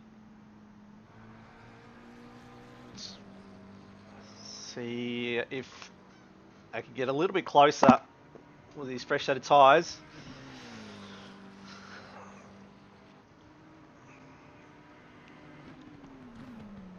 So through the final chicane, Boquida is on the move, or it's probably going to be Hoolihan, you think. Not even close. Yeah. So Boquida is going to be up and running. Hunter is just coming through the start finish now, so there you go. And yep, Hoolihan's in the car. Yeah, so they've extended their lead. Hunter's way off the back, but not a bad effort from both of those, from both Boquida and O'Hara.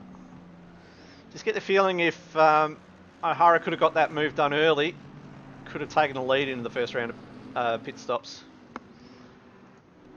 Yeah, I think it'd be a different race. Dan Hunter, Rowan have the lead. Chance to defend from Hoolihan. We've still got just over 2 hours to go, so we might see that in the last stint later on. Yep, still anything can happen as the time ticks on, and it'll get darker and it'll get harder to see brake marks.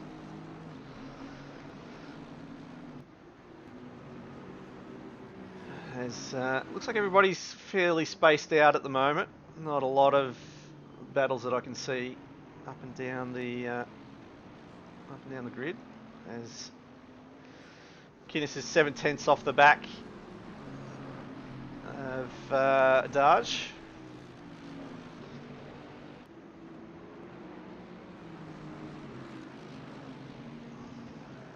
And this is the thing, you've suddenly got to let fast traffic through. It's always a little bit scary. Oh, there's contact there. But somehow managed to get away with that. Yeah, that's a fairly banged up front of that Bentley of Daj. They have made their pit stop, but obviously still carrying some damage as Daj goes deep into the chicane. Maybe returning serve on what he felt was a bit of unfair contact with the blue flags. panoramic shot of the back of the pit lane. Yeah. Sometimes when you change the cameras, the cameraman's not quite ready for you. I just rolled the clip of Lance Stroll. Yeah. That is the new F1 meme. Oh, mate, it's not just the F1 meme. Speaking of Lance Stroll, what is your favourite sporting clip that has had Lance Stroll inserted into it? Was it the one where Chelsea won with a kick in injury in extra time to win the Premier League? Was it? It was either that or City, and they had to get a goal. It was Man City, and it was the Aguero moment. Yeah. That one was pretty good. I haven't seen a lot of them. I've basically just seen motorsport ones. I haven't seen a lot of other sport versions. I know they're out there. Yeah. Nah, for me, there was my favourite one was the Cricket World Cup final one. It's got the winning run. They come back. We have to know that Lance Stroll pops up. Is that the semi-final with South Africa and Alan Donald forgets how to run, but he missed the run, or is it? No, it was the most recent. Oh, okay. World Cup. I've blocked that one out of my memory.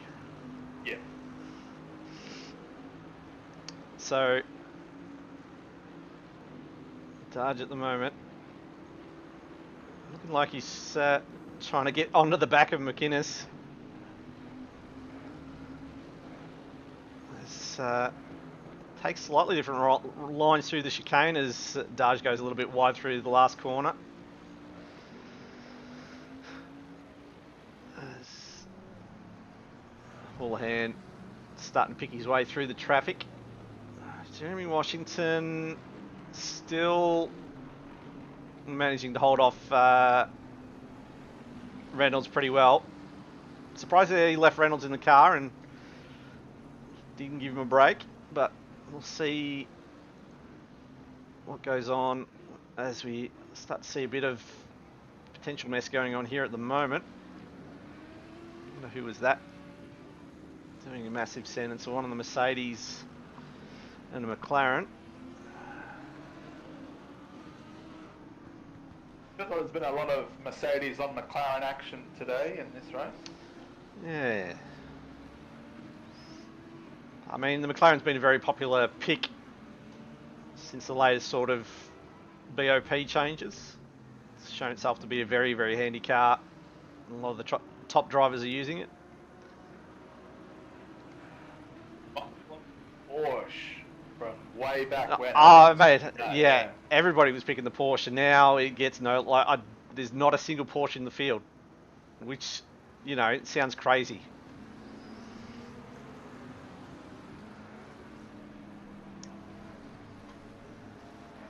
Scout in chat saying it's only 1.5 hours and Conan is peak male performance. You may not like it, but this is what it looks like, according to Scout.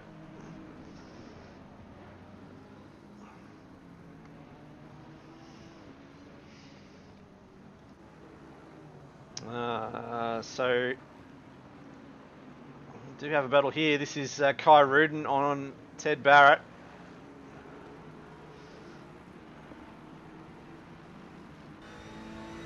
So we jump on board to see how the sun is definitely getting into the driver's eyes now. Doing the golden hour. Tell you what. The worst is at Bathurst when you're coming over the top of Skyline and all you can just see is that sun. That is not fun.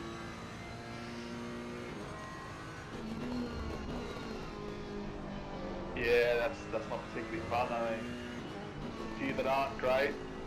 Nurburgring's not great. Paul Ricard's not great. At least with Paul Ricard, if you get it wrong, you're only going onto other asphalt. You're not going into a wall. Yeah, but the track itself is getting a bit. Oh, the track itself is garbage. It is garbage tier. But here's what it is. So what can Kai Rudin do now? So we might. Close enough. Yeah, we'll have a look at the back. See if Ali's going to throw it up. He is. I think that's got him covered. Got the outside line, which becomes the inside line for turn 2. And there's nowhere for Ali to go. No, certainly not. Oh, is he going to have a look here? He's got to go the long way around, though, if he wants to make the move done. I don't think he's got enough traction. Oh, forced. Track limits out there as well. You can't be gaining time out there. No, certainly not. He's still there, though. Will slot in. And Dallas now, he's also sensing an opportunity in that Aston Martin. These guys are punching on. He's suddenly made it a three-way fight.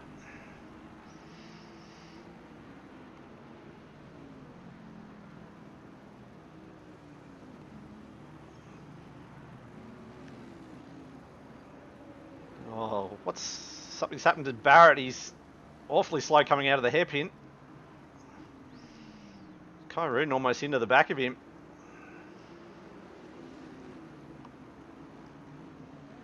And this is a nice little battle. A battle for 15, 16 and 17. I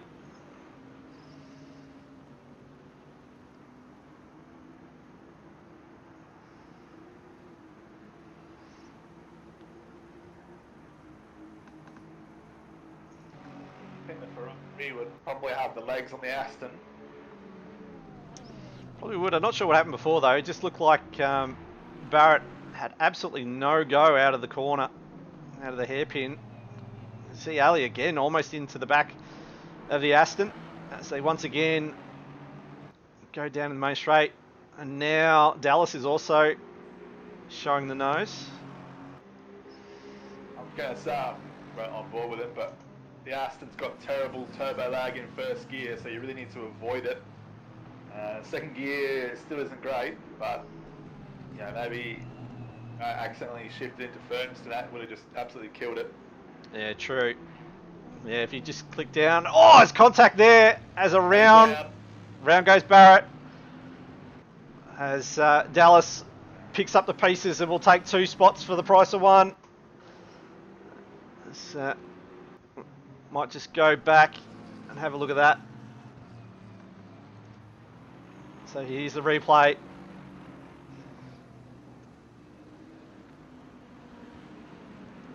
So Barrett, as Kyrune goes for the big send and tags the rear corner.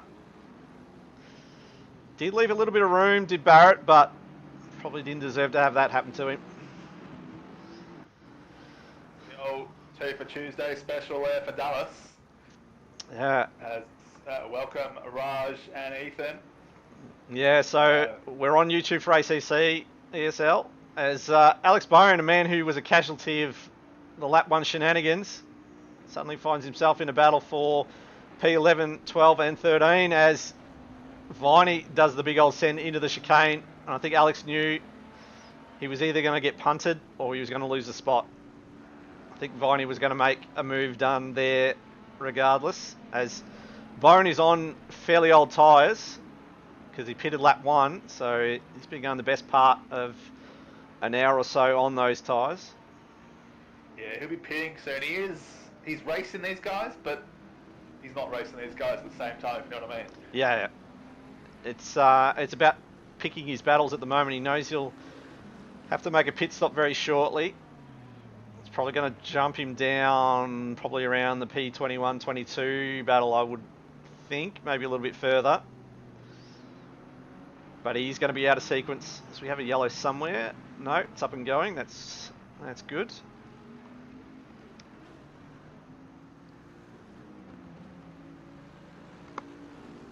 Meanwhile, Viney and Lewis, they are pretty much on the same pit strategy, and they're going to go hammer and tongs. As Lewis goes the wider line through the hairpin, sweeps back down. Ali Shoesby saying they are going long, so they're going to try. Like a max stint, I think. Yeah, So they are going to push the limits on the stint time as Viney wrestles that car as it tried to get away from him. Nice save. On the team name Land Yacht Motorsports. Well, that was very land yacht type handling from that Bentley there.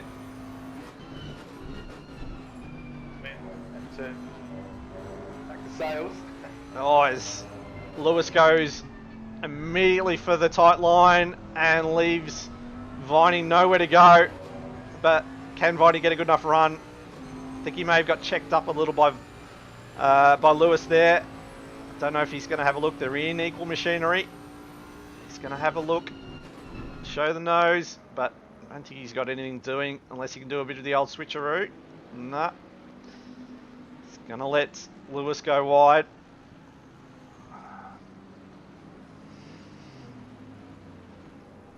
Yeah. As fuel economical as you can be, you can only do a maximum amount on your stint, so as long as you can drive to your stint time, that's the most you can do. Hey, Philippa. Great first stint.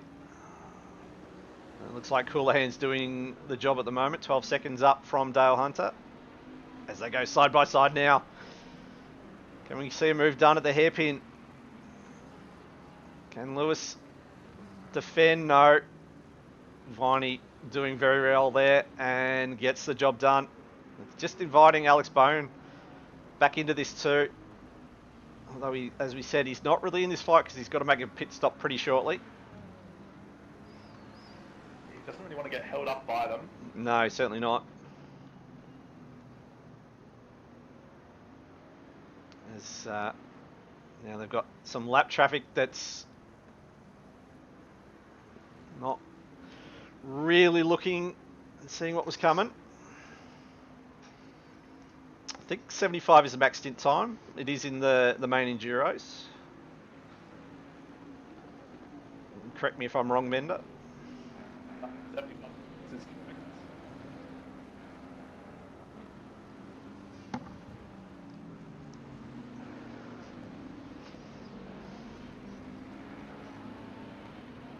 Ah, so no max stint time, just max driver time. But you get that. Yeah, well, that... They've probably just filled that thing up and are going to ride it into the sunset. Yeah, they're going to be running on the... they're going to do their bit for the planet, run it in the most economical fuel mode, and just drive it till the fuel runs out virtually, till they push it into the pit. I don't know what you gain by doing that as opposed to just pitting on the hour mark with your other two stops and then just having it as a two-stop race and ignoring the fact that you pitted lap one. Yeah. Oh, Alex almost gets his nose taken off there by Lewis. Oh, Viney is checked out. He's left these two for dead.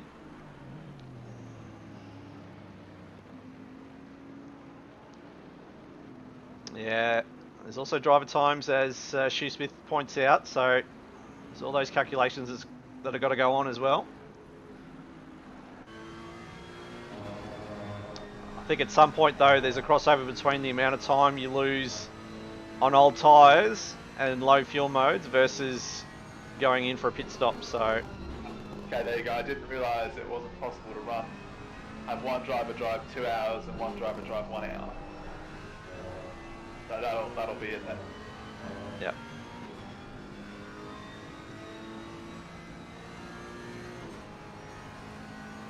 See, Alex, even though he's on older tyres, he's putting all sorts of pressure on Lewis at the moment. Oh, as Lewis completely cuts the chicane, he should be really giving that position to Bone because he's only held it. And in the background too,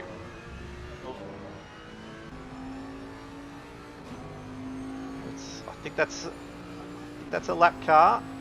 That's Phillips. There's Lewis. So Phillips is also looking at getting a move done as well.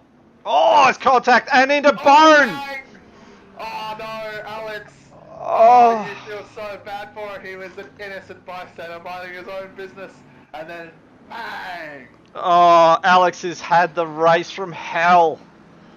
Here we go, we'll watch the replay. Oliver Shoesmith is ropeable. So here we go. Bentley on Bentley violence. Tags the quarter panel, spins him round, and unfortunately, cue ball in the corner pocket straight into Alex, who is absolutely having a nightmare of a race. Wow. Well, if they weren't coming in for a pit stop before, they are now.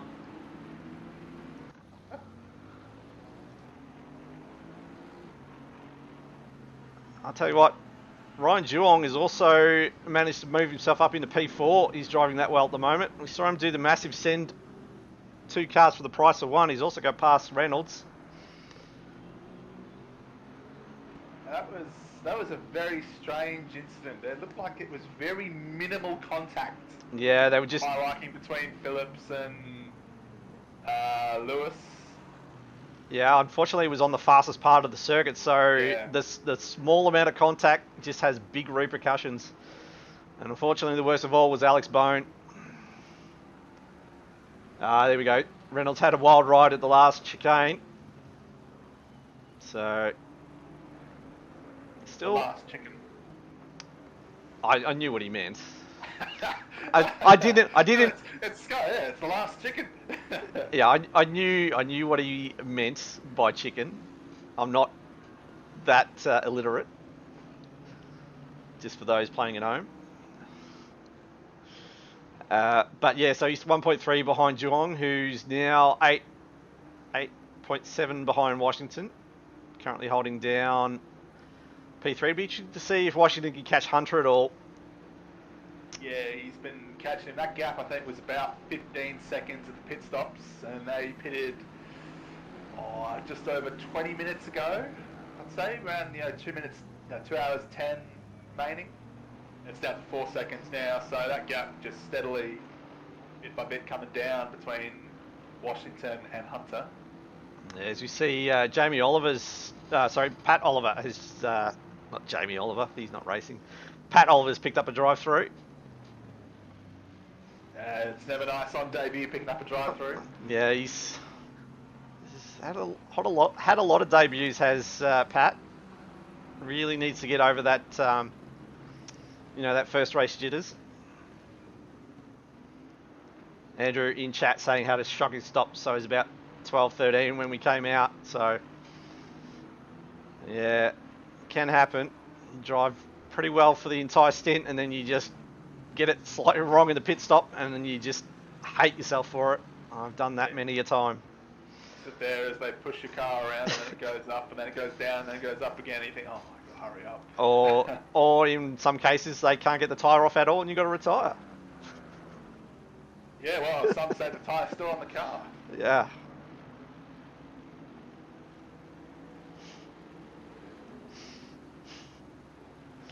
As Reynolds now is putting all sorts of pressure on Juong, trying to get that spot back. I do have a bit of lap traffic coming up. Ben Floyd. Yeah. Yeah, I think that is, it might be Sweet actually, who's in the car now. So, Sweet, his teammate, yeah. Yeah, he gets right out of the way. Let's these two battle on. Let's let Conan have a fairly good run. So go side by side towards the chicane. This is where he had a fairly interesting moment before, according to Scout, as they somehow go side by side and somehow make it work. Two-man operation through that chicane. It certainly was. It was like a dance move. Pretty much choreographed. Juong now. He's going to have a look at the tight line. He's going to send it. Can Juong... He gets left a lot of room. And Reynolds is going to... Nicely. Yeah, gets P4 back.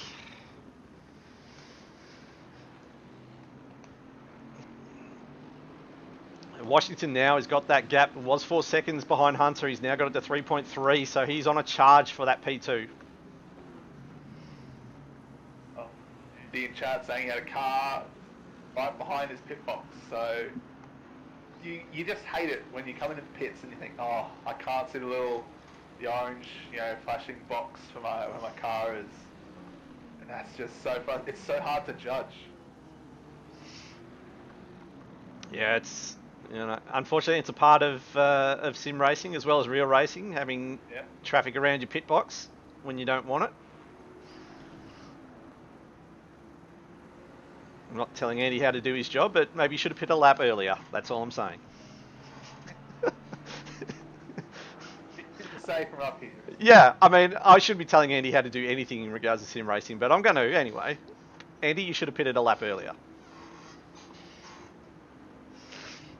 So, what can Juong do? Can he hold on to the back of Reynolds, take this fight a little bit further, or will Reynolds start to drive away? As we're now not quite halfway, we've got an hour and 15 through. As I've now fired Andy up in chat, which is good, because maybe he'll drive angry.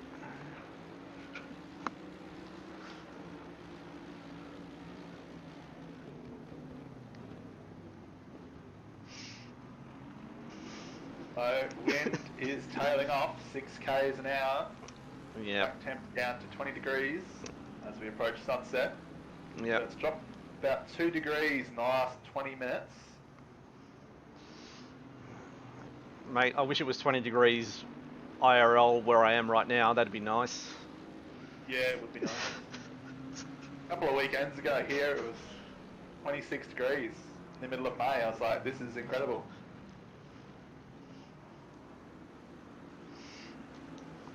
I'll just see if I can find out what the temp is here. It is currently it says that it's 9 degrees, but that was like at 6 o'clock, so I'd say no, it's 9 degrees currently, which is pretty balmy for this neck of the woods at this time of year.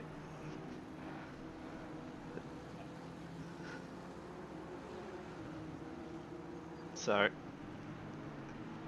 as now everybody rushes to beat me and say it's -1. Well, that's not a place to live.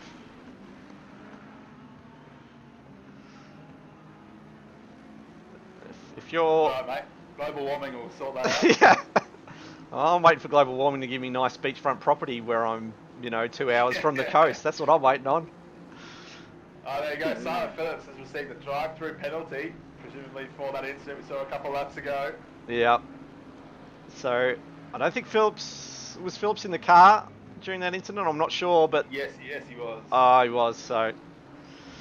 unfortunately, I'm just trying to see where Alex Bones' team is currently.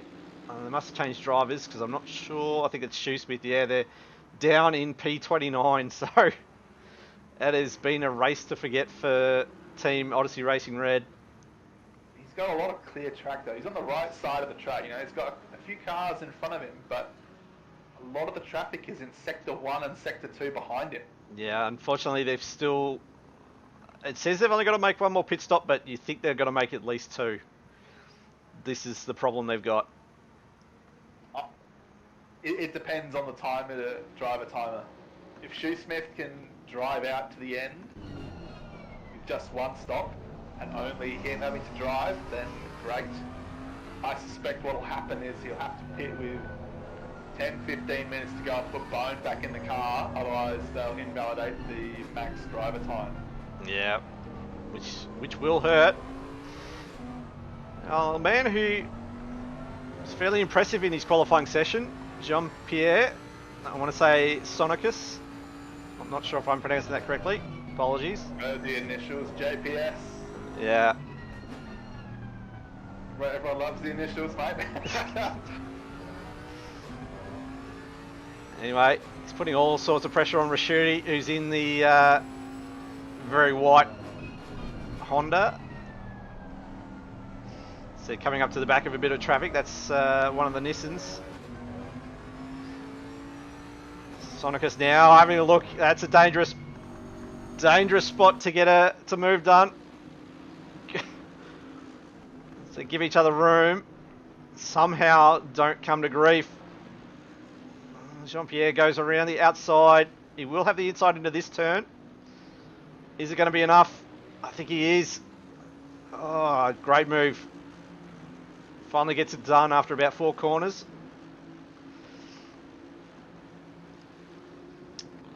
What can Rashuti do? Rashuti's a very experienced campaigner. Just drops off a little back and wonder if it's trying to get a run down the main straight.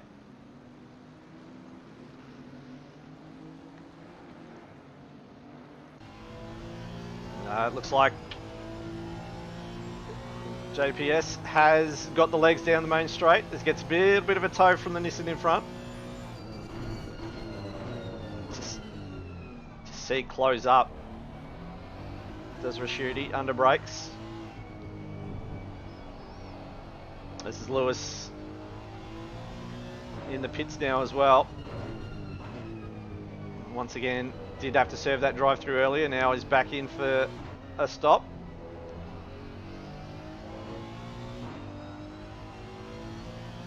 As Nissan gets right out of the way. Might be Kranich, I think.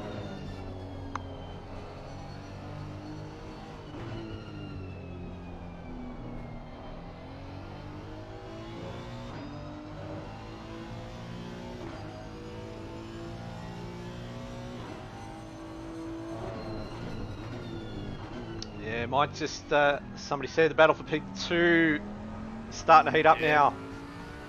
All Ben Washington's teammate. Yeah, so these, Washington, they finished P2 in the race at Spain in the last round. Obviously you're hoping to repeat at least the podium.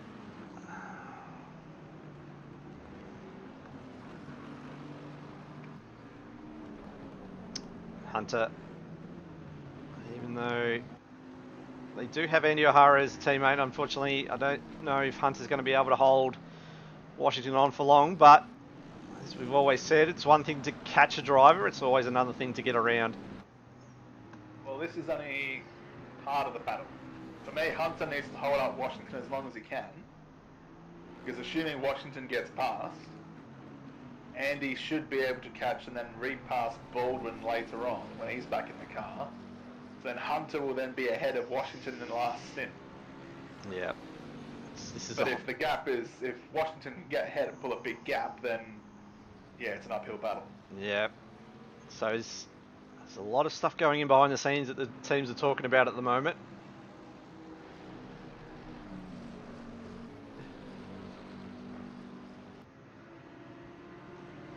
Oh, look now.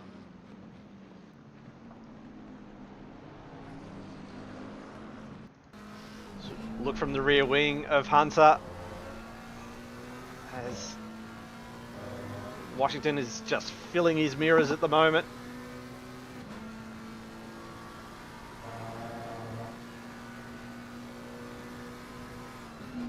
Oh, once again, Jeremy fairly comfortable over the curbs there.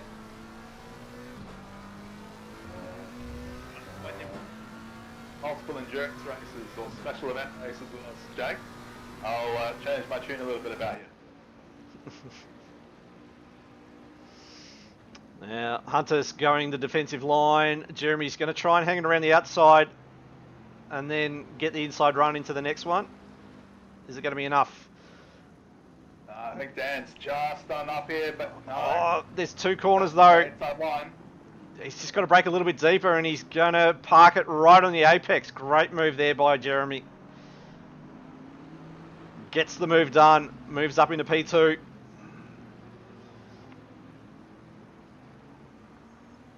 Meanwhile, Hoolihan well and truly up the road at the moment. It's about, what'll be about 17 or 18 seconds, I think, last time I saw. There we go, 28 seconds.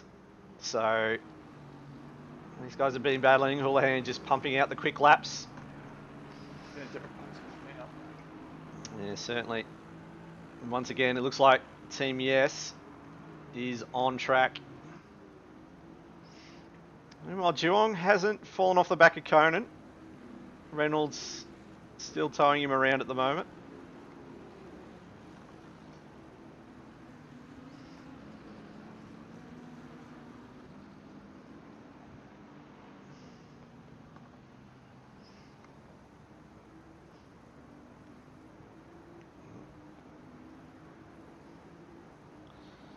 I'm just going to quickly grab a drink. Bender, I'll leave it with you for a minute.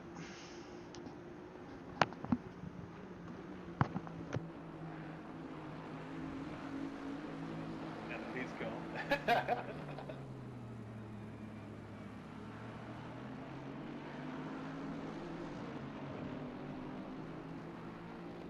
Start with.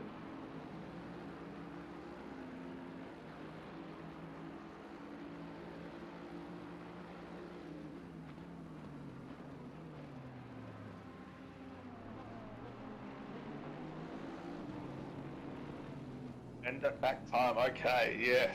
My Mullock's not around. What can I get away with saying? How about? No, I better not say that. That's not really PG.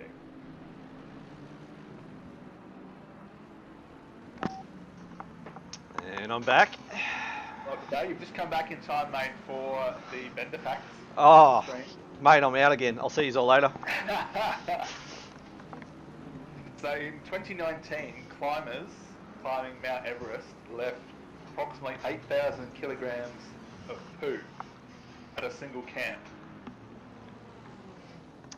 That seems like a lot of people climbing Mount Everest to leave that much poo. Well, from what I can recall reading, Everest is like, as we see that Bentley just get a little bit sideways through the S's there. Base camp of Everest, as well as some of the other smaller camps, they're giant rubbish dumps. Like, people just leave rubbish everywhere. Because, they just assume the Sherpas all clean it up after them. And it was one of the governments that looked after it actually had to kick all the climbers out so they could clean the place up.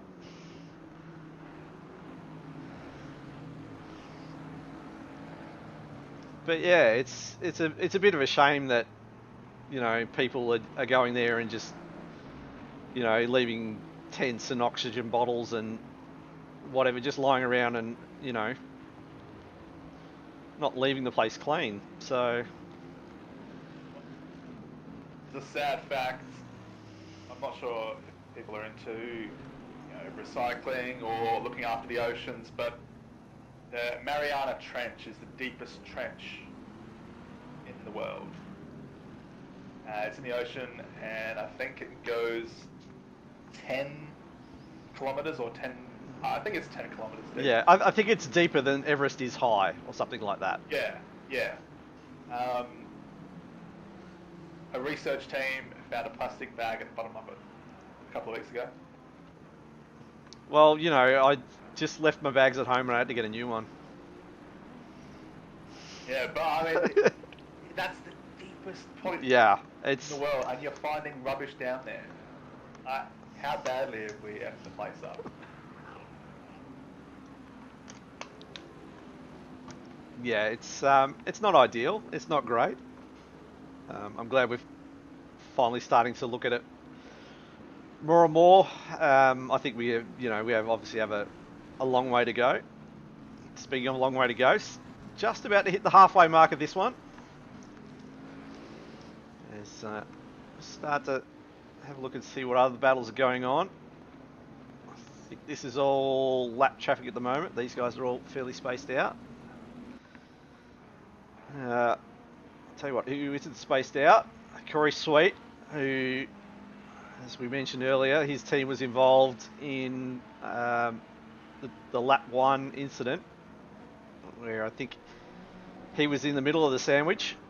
He's currently looking at Bryce Meetings. He's actually in, I'm going to say, a net top 10 position right now, even though he's 16th on track. Yeah, if they can get their stints right and get their driver times right, you're right, they are on track for a really good finish considering their start. As he looks at a big old send, but Meddings wisely lets him through like a matador lets a bull, and just says, "I'll take that back, thank you very much."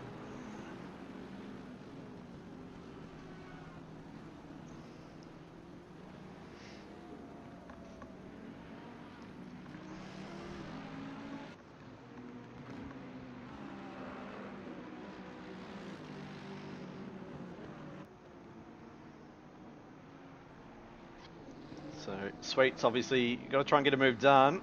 A little bit cleaner than his attempt at turn 1.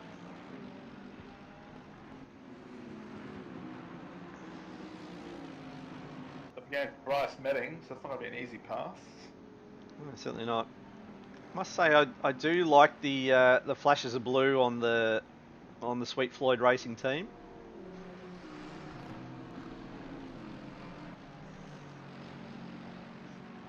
See there, just a little bit on the rims and the mirrors in the rear wing. Oh, was that contact? Oh, there's a big old send, and it's contact now. that was very messy.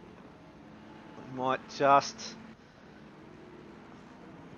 have a look at that from an aerial perspective. I thought there was contact about there. There we go. Yep. So one touch and then another one into the side you go. So I reckon the stewards are going to be looking at that one.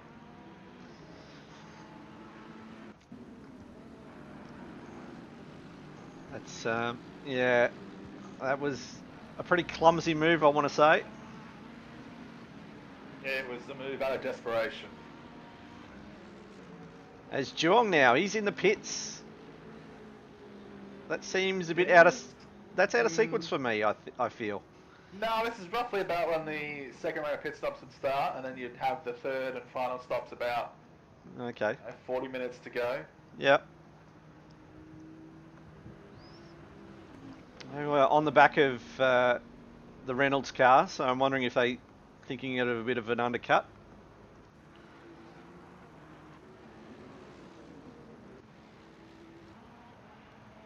So we look down the field.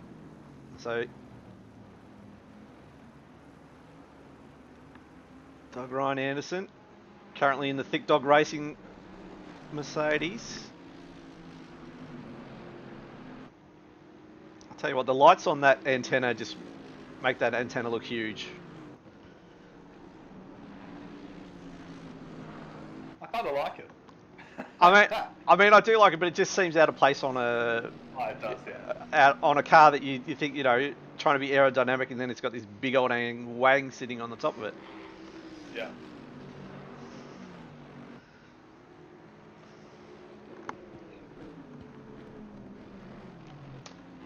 So they're currently sitting down in P25, which is a fair way down than their recent results. We're sitting P2 or P1 if you believe the class changes in the Pro-Am, and they are well down on guys like Viney and Young, who are currently P9 and P11.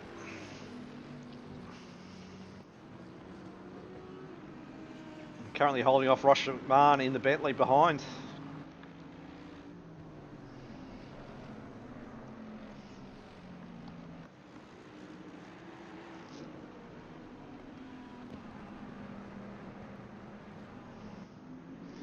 So a couple more into the pits now. Viney, Jeremy Washington and Reynolds now in.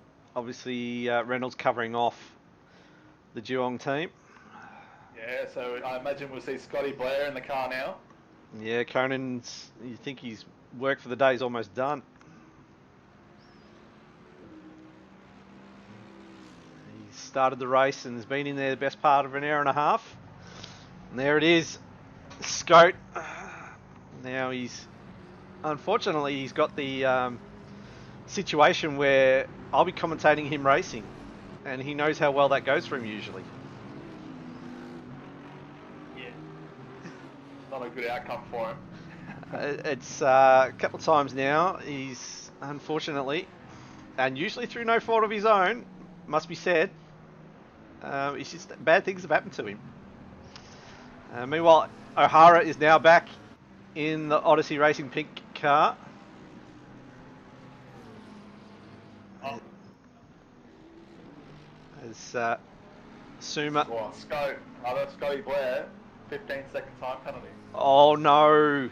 Did someone go a little too fast in pit lane?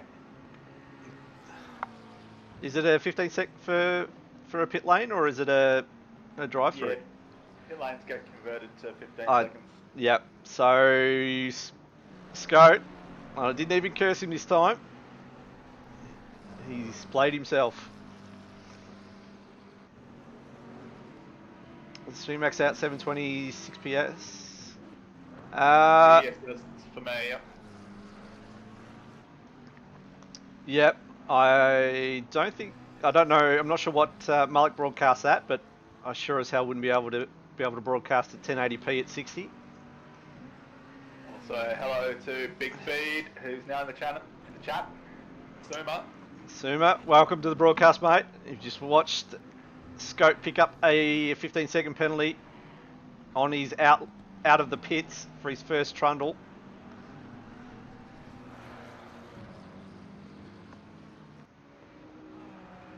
So Blair now. I think he may. Is he behind? They are. They are behind Team Woney. They have managed to jump them in the pits. Obviously, these guys one position low at the moment because JPS up in second place still gets a pit. Yeah, Hoolihan, as customary for Team Yes, running long stints. Pretty sure all the races they've run supremely long stints compared to everyone else.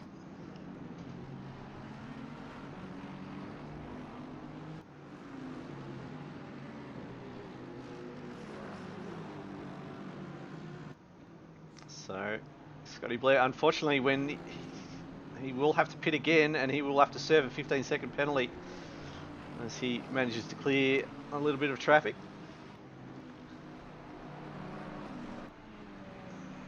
So, just having a look, see what other battles are happening at the moment. Tie at the moment in the Miss Daisy Drivers Bentley. Having a look at the back of Sandu in the Honda.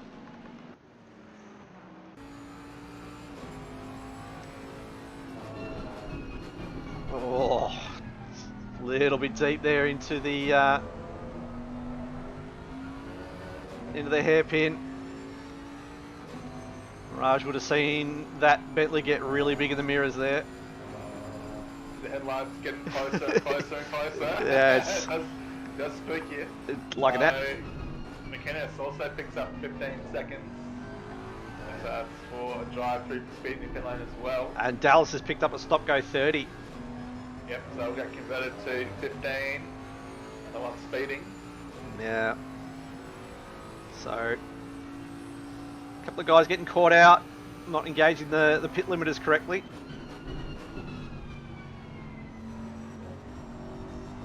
Back Turtle in chat. Tune on his teammate. Slow fail. He's currently holding off Stephen at the moment.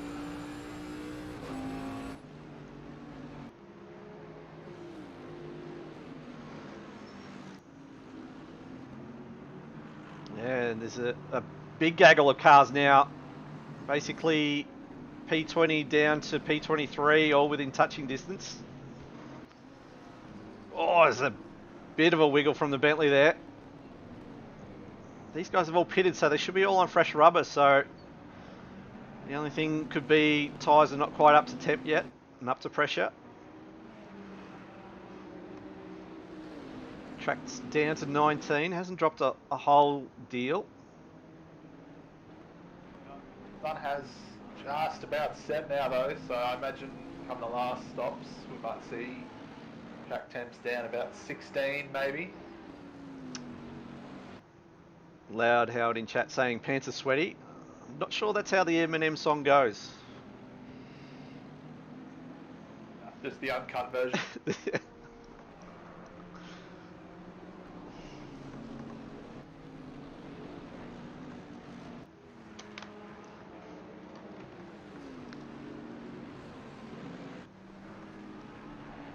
I see much better line there from the Bentley of Stephen. I feel like he'll get a move done sooner rather than later. Look at the back. A bit of the train that's forming behind Raj.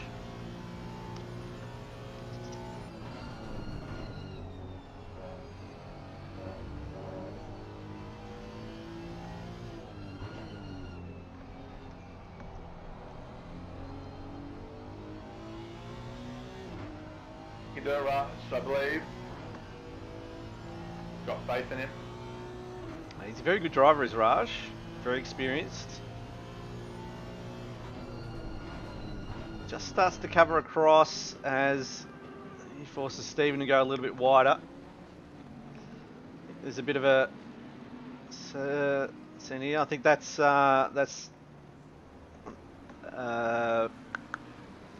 partner of Alex Bone.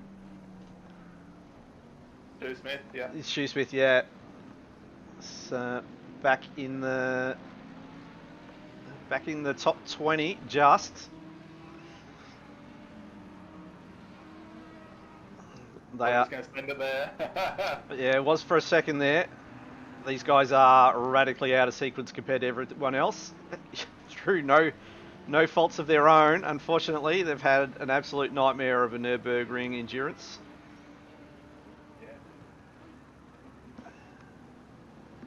On Raj, though, I think he's one of the few drivers, I mean, obviously his teammate as well, Williams, they do very well considering they don't normally race in the sprint series. This... Who's that? Who is that? That is Car 221. Withers. Oh, from P16. Well, he's lost a few positions then. 5. Yeah. Yeah, Raj and Joe, they do very well considering they don't normally race in the sprint series, so perhaps not as familiar with the way that the ACC game works compared to, I guess, regulars, if you like. Yeah. I mean, the one thing with these, especially these endurance races that span, a few hours in game time, you've got to know what to have your pressures at for each part of the race. You can't just set it the one for all and expect the car to behave the same. Yeah, that's right. Now, I mean, it's a little bit easier when you're going from afternoon to evening. Okay, the tyres just take another lap or two to come up. If you've got them cranked up way too high, overpressurised in your car, and it's track temps increasing. They're never coming down. Yeah, and it's nothing worse to try and drive with tyres that aren't in the right temp. It's such a massive difference in the way the car handles and the way it steers through corners. So hopefully Withers can just get back on with the job. See there, it just looked like he almost had to turn in twice. He didn't turn it in where he wanted it to go.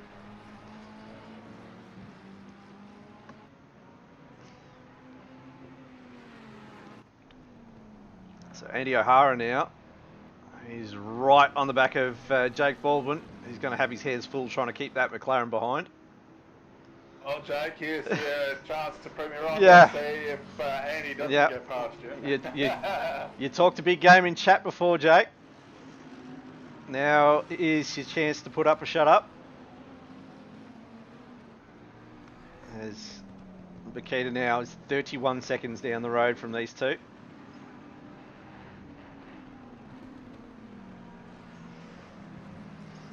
He's going to have to make that Bentley as wide as he can.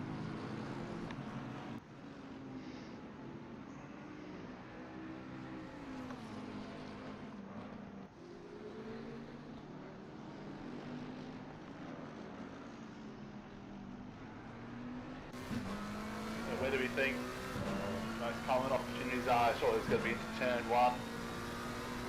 Yeah, I mean Andy's the kind. Mistake. Yeah, I think Andy's the kind of driver though he can almost make any spot work, and there's a lot of spots that he can make work, and you're not going to expect it. Like here, for example, he could opt to go around the outside and then have the inside into here. It's not something you would expect, but it's something that he could potentially pull off. Yeah, like you're not expecting it, but at the same time, you wouldn't be surprised if he didn't. Exactly. And when you're not expecting it, that's usually when you get overtaken. Yeah. That's essentially how it works. Oh, as we see, Baldwin. Oh, there's a mistake. we talked. It took him half a lap. Yeah, we talked up the potential battle it was going to be, and Jake's just made it fairly easy and fairly academic for O'Hara.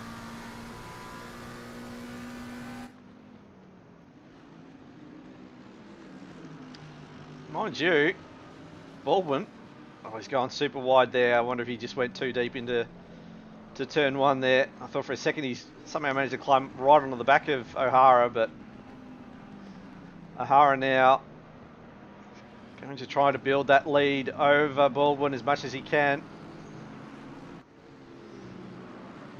Gives me the vibes. Not sure if anyone here is familiar with the NBA on TNT show. Off topic. They do like fails of the week. And one of the favourite sayings that they have on there is tragic Bronson alert. Yeah. And they use that whenever someone thinks they're going to do something amazing, and they're going to imitate Magic Johnson, but they fail, so it's tragic Bronson. I mean, Jake Baldwin, tragic Bronson alert. you have to. I mean, you have to point out who the most accomplished and probably the original tragic Bronson is in the NBA. I'm not sure if he's still playing. He might be still playing. And that is JaVale McGee. Yes. JaVale McGee. He's still playing. He's still playing. I mean, his beef with Shaq got so deep their mothers got involved. And I highly recommend, if you look up a video series called Beef History, there is a beef history on JaVale McGee versus Shaq. And I highly recommend you watch it.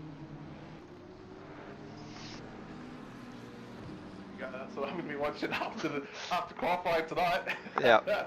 And there's a lot of NBA beefs on that as well, and they're very well done. I highly recommend that series, as well as a lot of other series the same company do.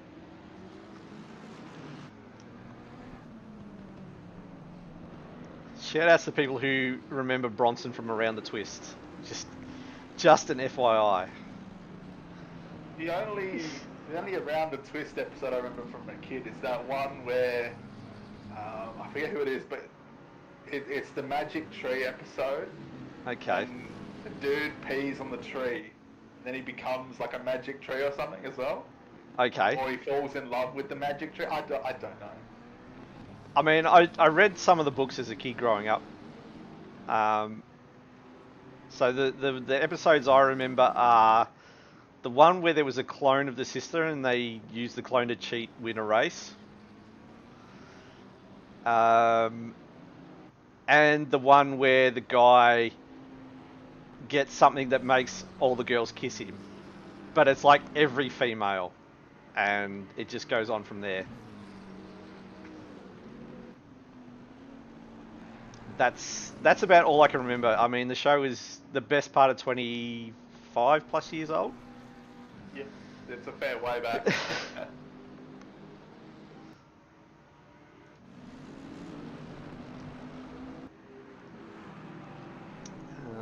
Meanwhile, Michael Young is having a look at the back of Pickford in the Bentley. I mean, probably Emily. I mean, Peter Jennings may have been on a fair amount of drugs when he wrote that series. Because, you know, he's like, let's do all these, when you think about it, really horrific. Sorry, yeah, there was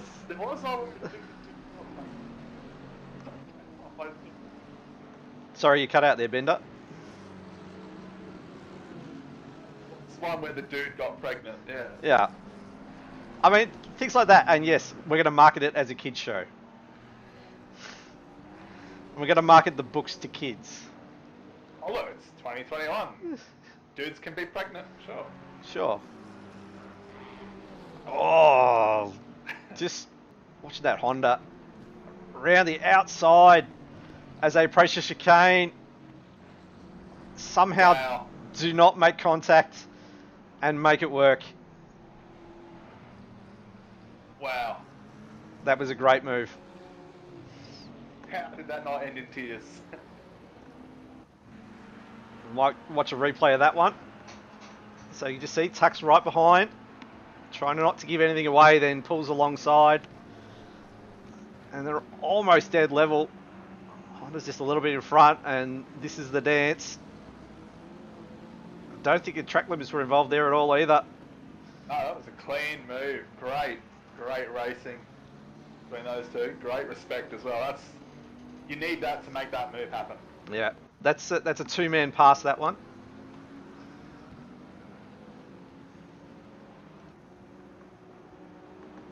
That's right. So it did come out the dude's mouth. He vomited it up. Yeah.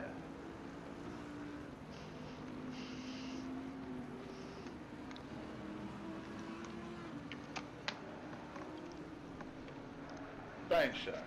Yeah.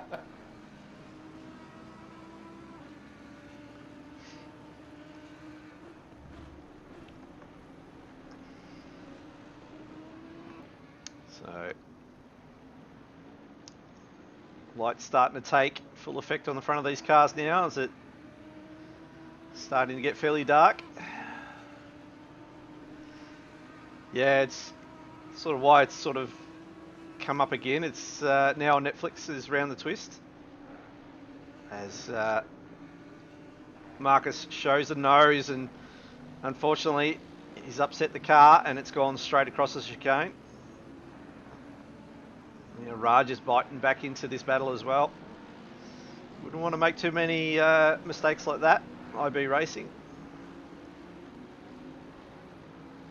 Just very quickly on Netflix and other things. I'm not a fan of every company wanting to have their own streaming service or own subscription service. Feels like everyone wants you to pay for something now, and you know, what was Netflix originally? Everything was on Netflix. Now things are going from Netflix and Yeah. other stuff. I'm like, no, that's just annoying. Yeah, I mean we've seen the same in the gaming market. It used to be everything was on Steam, and then you know you had your Blizzard launcher and your Origin store and Epic Games and Ubisoft, and it's starting to segment the market again, which you know is not ideal. Steam. Yeah, I mean everything used to be on Steam, and now you've got to have like 5 or 6 different launchers for games these days. Just don't buy them. Like I do. If they're not on Steam, I don't buy them. How easy is that? Yeah, and that's the thing. It's I mean, it's not so bad with your gaming because you sort of know what you're paying, but you have a Netflix account and a Disney Plus and an Amazon, and it just starts to creep up, and you don't actually realise how much you're spending on these streaming services. Yeah, and they all charge at different times of the month, depending on when you subscribe to them, and you can't remember when one started and one finished, and yeah, it's a nightmare.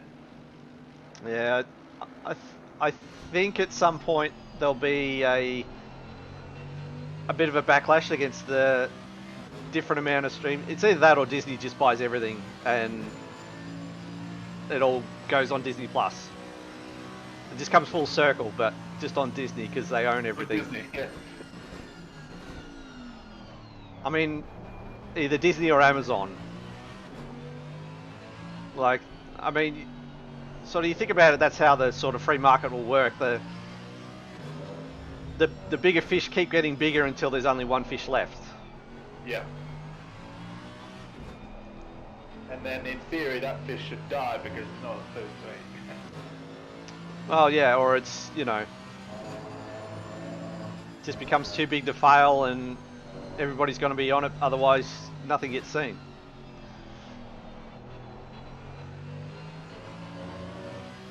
Anyway, enough for the current affair hour with Bender and Frank. We'll, That's what people are here for, mate. For my Bender facts and your little talk. Yeah.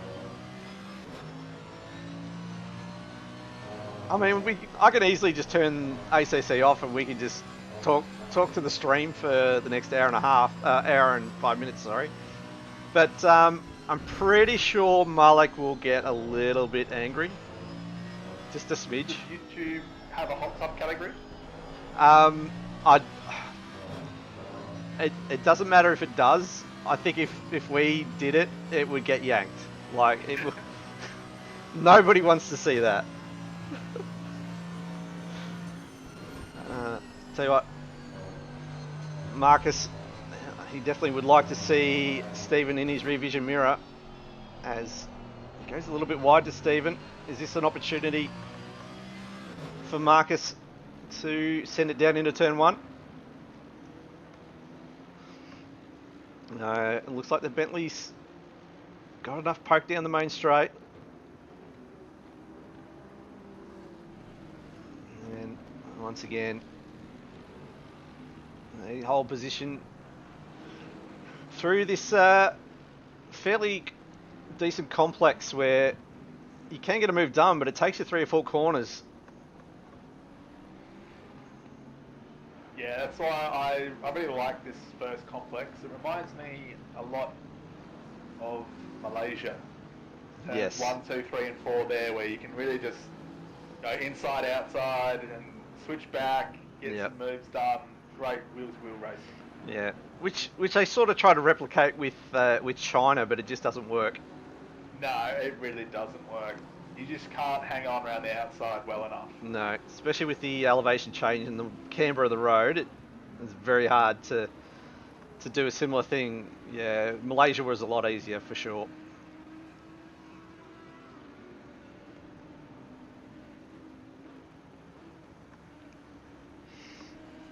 So, Stephen, still doing enough as we approach an hour to go.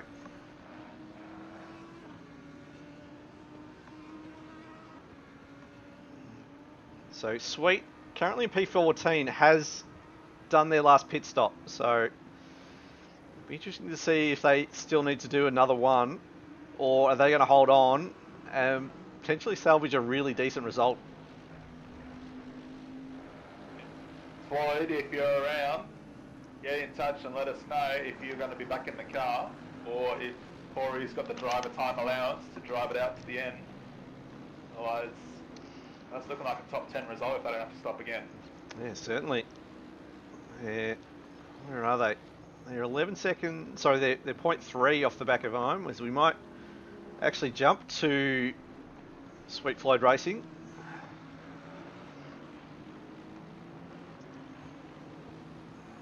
So I think they've just got in front of IAM in the Aston. It's just there in the background.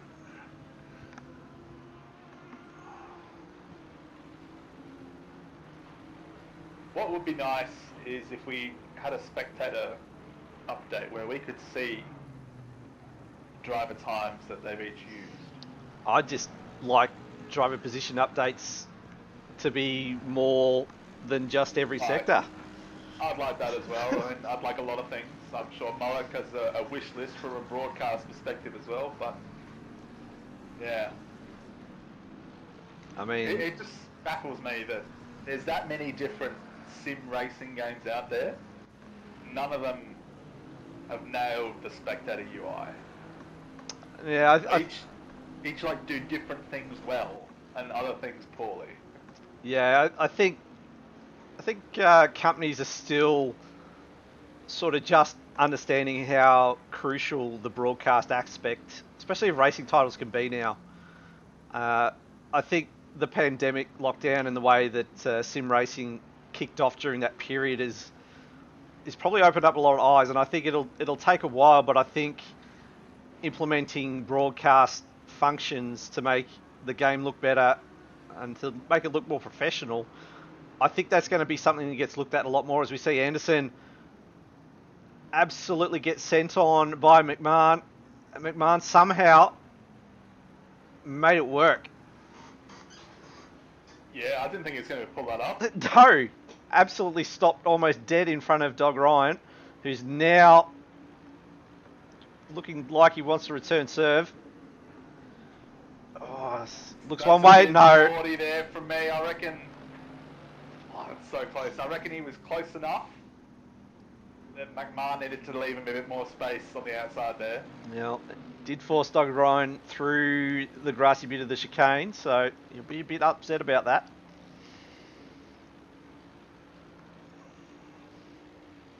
Sweet. No, can't go back far enough, unfortunately.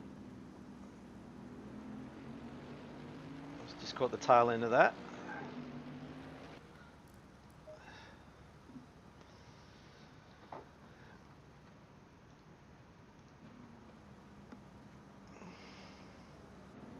So, poor old Doug Ryan, still sitting behind the rear of Roche. They still have another pit stop to make, so he's still got opportunity to potentially get a an undercut done, even if he feels like he was hard done by the squeezing.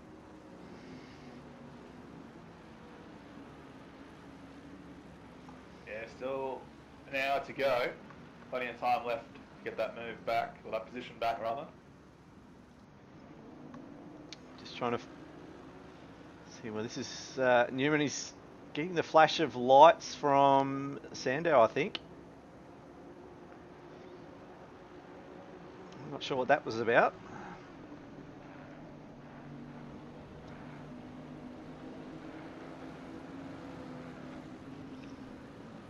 As he now goes wide, so I wonder if there was a. He's being lapped there. Yeah, Yeah, it is. Yeah, so it must be. Sorry, it's Sandow's the car in front. That'll be that. Oh, that's Michael Young in the white Nissan, white Honda rather. Yep. So P7, yeah, okay. So. Yeah, so Young, yeah, P15. He's trying to make his way through the lap traffic.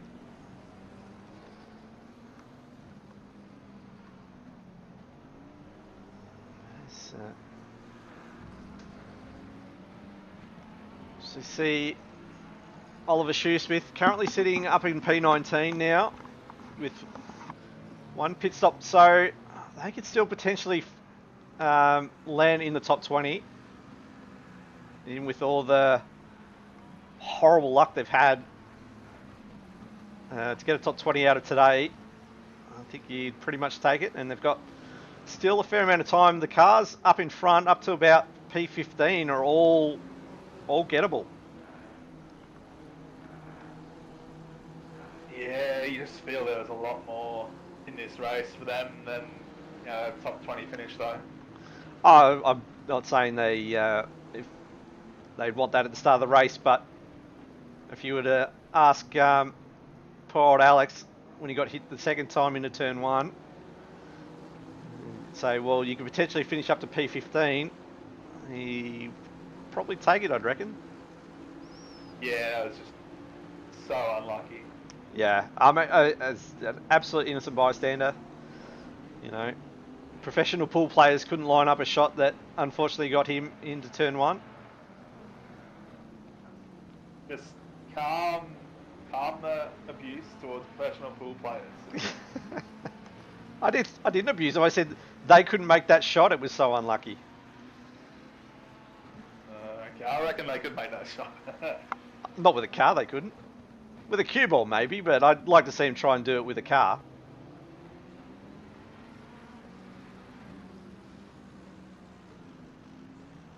Like, I'd like to see the likes of Ronnie O'Sullivan try and hit two cars using a car. I don't reckon he could do it. He's a mastermind. I reckon he could do it. I don't reckon he could do it.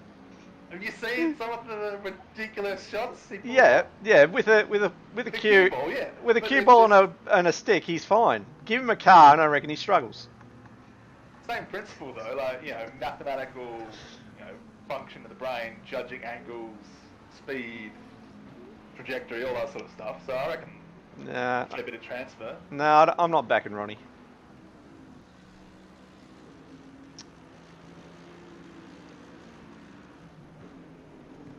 So here's a bit of a battle. This is battle in P15. Seem tight. Currently holding off Marcus.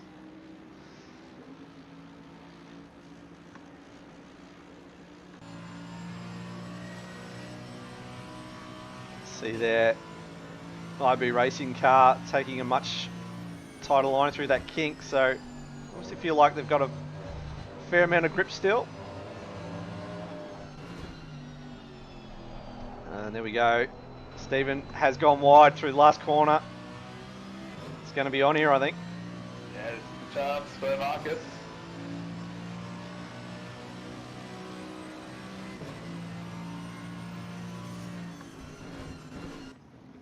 So around the outside goes Marcus.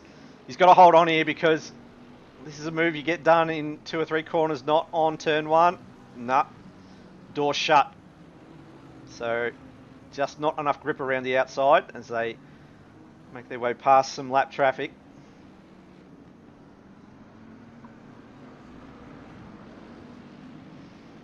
So Stephen Ty getting the job done and holding on to P15. But the more these guys battle on, will help the likes of Raj, Newman and Shoesmith get onto the back of these guys. So they wouldn't want to continue this for too much longer. A few minutes to go, you're almost starting to think, well, this could be the last battle of the race. It stops coming up soon. Exactly. This is where guys like Moss, Perkins and Bubnow with time penalties, they're going to be hating life. It's your last pit stop. One thing you don't want to be doing is sitting in pit lane for any longer than you want to. Perkins with 35 seconds. Might as well go get a drink and a coffee at that rate. That's rough.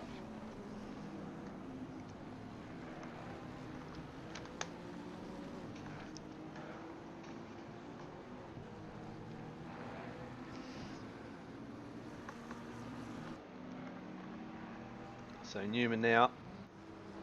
He's caught up to the back of Raj. Raj hasn't looked all that comfortable in this stint. I think it's a couple of times. He's been overtaken as he gets contact. And absolutely. Yeah, we might see if we get a replay of this as they make their way round. I wonder if he squeezed or did he just get tapped? So he's in the middle. Bentley goes left then right. Raj now, he's just sort of, he's held his line but he's drifted straight in the Bentley, so that'll be an interesting one. Bentley, don't think the Bentley moved at all. And unfortunately, it just meant Raj got sent onto the grass a little bit. Not a lot of damage though.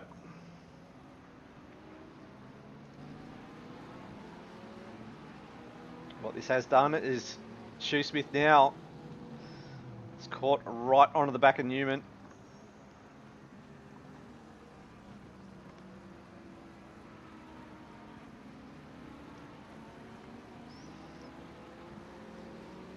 When Shoesmith said in chat, these guys are going long on their stints. And they're almost at the point where they'll be back onto the pit strategy of everyone else. So pretty good work by those two guys. And like we said, it really just depends on, does Shoesmith have enough driver time that he can see it out to the end, or does he have to chuck Bone back in for a little bit? Yeah, potentially. We'll be crunching the numbers in the voice chat.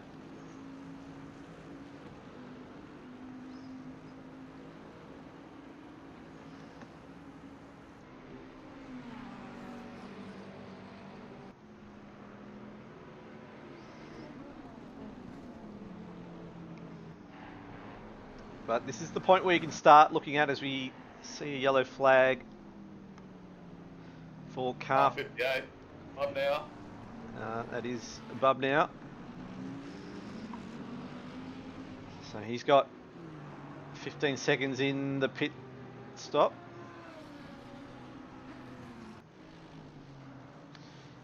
So someone in chat asking car number 97, Sweet, asking if they will have to pit again. I have a feeling they don't, but I have been wrong, and wrong often.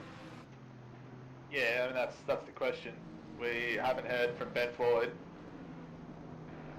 Yeah, they got taken out lap 1, so they're on a different strategy. Same with Shoe Smith in the car 217. Yeah, meanwhile Gibbons coming through on some lap traffic. Does help Shoesmith a little bit as Newman had to let the traffic through as Shoesmith a massive waggle and manages to hold on, but that was scary. And Raj now is lurking in the background. So just what he's saying, Raj was starting to struggle. He's starting to catch this group. So now it's going to be a question of who's going to blink first on the pit stop.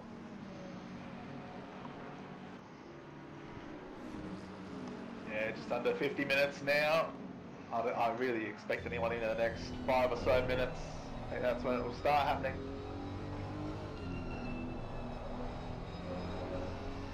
So this is what Raj is looking at the moment.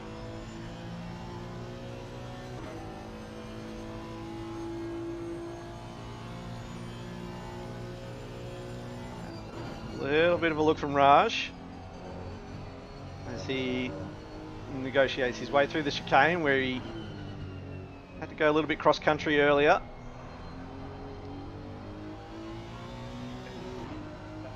Just dub this the train. It's the Newman train as opposed to the trolley train.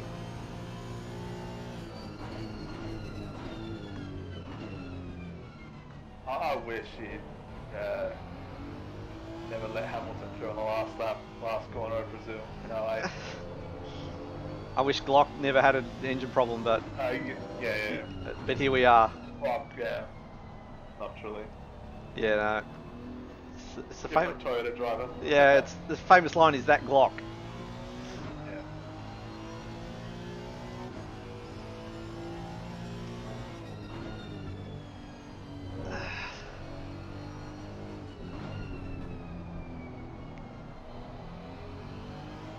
So, Shoesmith, all of a sudden, he's on the back of Newman. So he does have pace. He's just got to put it together. Oh, this goes fairly deep into the hairpin. Super wide on the exit. Use all the AstroTurf. Just feel he's feathering that throttle a little bit. Probably a little bit more than if he had fresh tyres.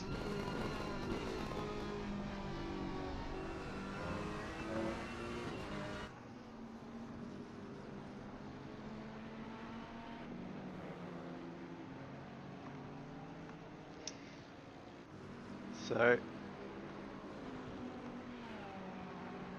just a little bit of an update out in front. Boquida well in hand. O'Hara has built up a 9.2 second gap, so that's going to be a spicy battle for P2, you feel, when these guys do their driver swaps.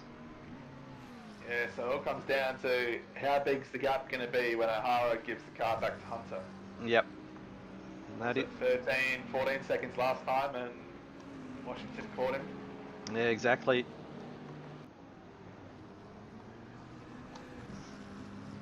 There's Turtle, who I'm assuming is Alex Bone, is saying the pen will help Newman. Sorry, will help Shoesmith in his getting around Newman, because Newman will have to sit in the pit box for another 10 seconds. Get the feeling though Shoesmith wants the move done a little bit earlier than that though. Oh, Turtle is hashtag Turtle. What am I talking about? Yeah, I'm not sure. I was just letting you go. Yeah, I don't know why. Yeah. Can we just get actual names in the chat so I know who people talking about? There's more than one person called Joe in the world, mate. It's hard to believe. No, well, I mean, there's the obvious joke. They're Bender, but I'm too classy to make it.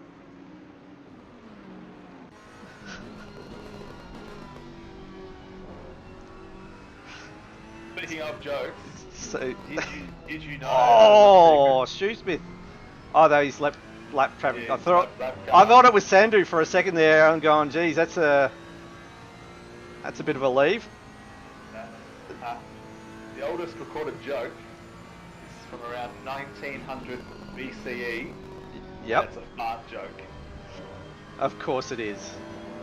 As Newman is the first to go, so probably not bad for Newman, but we'll have to serve that 10-second penalty. So as Marcus is also in the pits. Indy O'Hara. I wonder how far they are behind Boquida at the moment. 35 seconds, Boquida and Hoolihan enjoy. As Baldwin comes in, realises he's got to get Jeremy Washington in potentially sooner rather than later.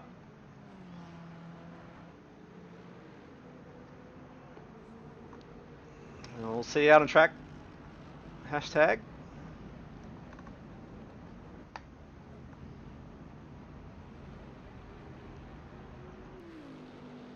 There's all the people pitting are throwing out my timing screens. Something fierce at the moment. Yeah, it's going to be like that for the next 10 or so minutes till everyone's pit and it shakes itself out. Yeah. Oh, there's a fair amount of traffic here. So Mitch Wright partnering with Bryce Meddings in the Appley team, Wright Meddings 7.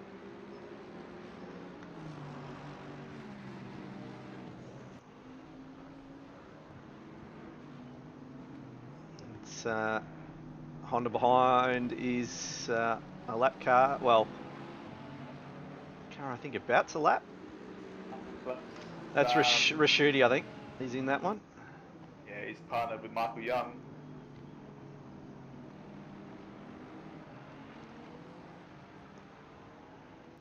So, Shooty obviously hoping Wright will do the right thing and let him through very shortly. So, guess what's happened to P3? 15 seconds to Jake Baldwin. Oh no! Speeding in the pit lane! Ling-a-ling-a-ling-a-ling. That's slam dunk right there. Yep. Somebody in chat was asking Baldwin quickly in chat. Was it his fault or was it his teammate? I'll let the chat tell the story. I don't have to shut up, mate. Jake Baldwin, I am so goddamn stupid. Arg. Oh, thank you. So I think mystery solved right there.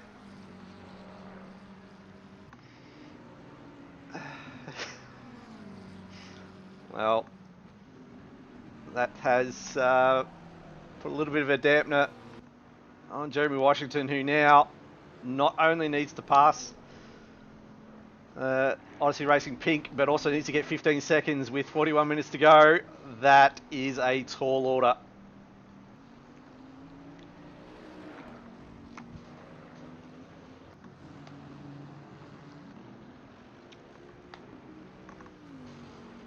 So that'll get tacked on at the end of the race because these guys, assuming, won't pit again. Yeah, I wouldn't expect it to pit again now. I also expect a harder on this as long as possible to give Dan Hunter the best chance of staying ahead of Washington, though that 15-second penalty does really help that. Mm-hmm. Someone in chat saying Formula 1 Q1 red flagged. Yeah, Lance Stroll, massive accident in the wall. He has binned it. Not sure where, but just heard that front right wheel is at all sorts of angles. So, don't bother tuning in F1, tune in to us. Because nothing's happening, but it's all happening here at the moment, Herbert. These guys trying to stay in the top 20. Currently looking at the back of Barrett's Aston Martin. As Lance once again proving to me that he is a bin man.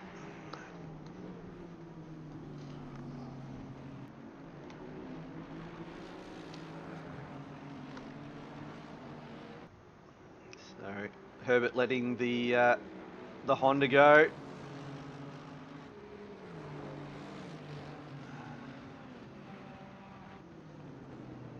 Just allowing Barrett just to skip out a little bit further. But surely one of these guys have served both their pit stops, so this is a straight up fight now as Barrett really slow through the first complex, having to let the traffic through, and it's just allowed Herbert to get the move done. Yeah, nice opportunistic move there by Herbert. So here we go. So you could see him there fairly comfortably in front with the Honda still to come through.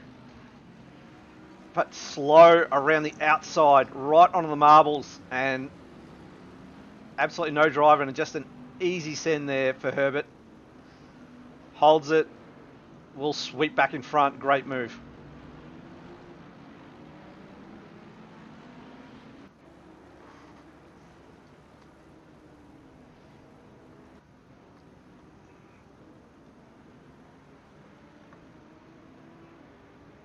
So, just waiting to see, as you said, Andy O'Hara will go as long as he literally can.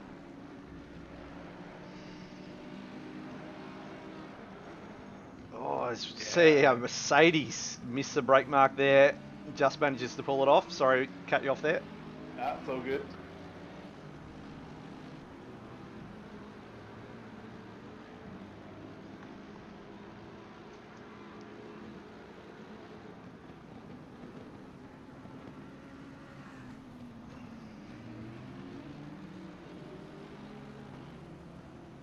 So Juong now might cut to Juong. Is behind Gibbons. Gibbons yet to make a stop though. So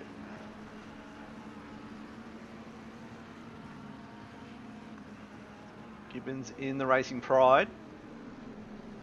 They've not had Mia this week.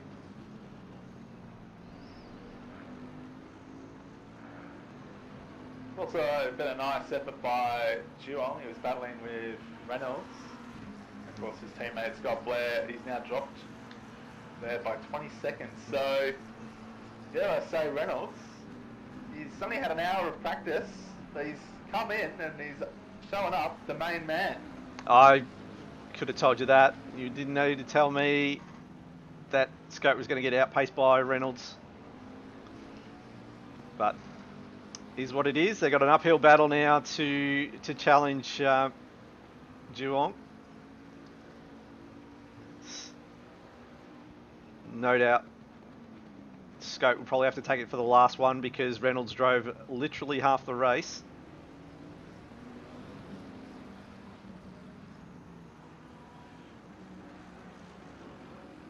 So Juong gets the move done on Gibbons.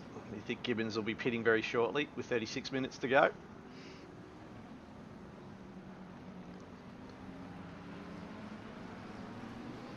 So not many left to make their pit stops, just the P1 and P2. Gibbons currently in P4, and then Shoesmith and Norman 14 and 15.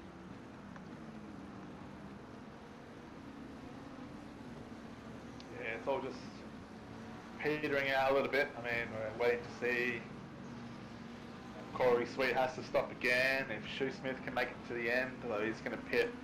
Because he hasn't pit yet, something tells me Alex Bond's got to go back in the car. Yeah, I think you're right. I think this is time management. I don't think this is It's a not schedule. strategic. No, it's not going to give him many laps to drive on those fresh tyres. So I think this is purely just to make sure they complete the amount of time. Yeah, I agree.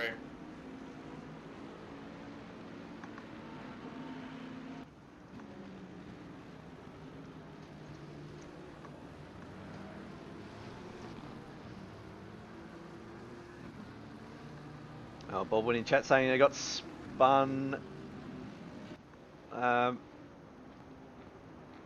through blue flags. Jeremy Washington. Someone saying battle for P3, battle for third now. I'm not sure where he's looking, but I think Jeremy Washington's fairly comfortable there by the looks of that map.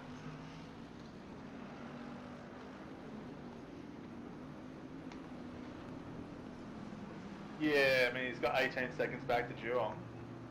Yeah, I'm not sure what Baldwin's talking about battle for third, but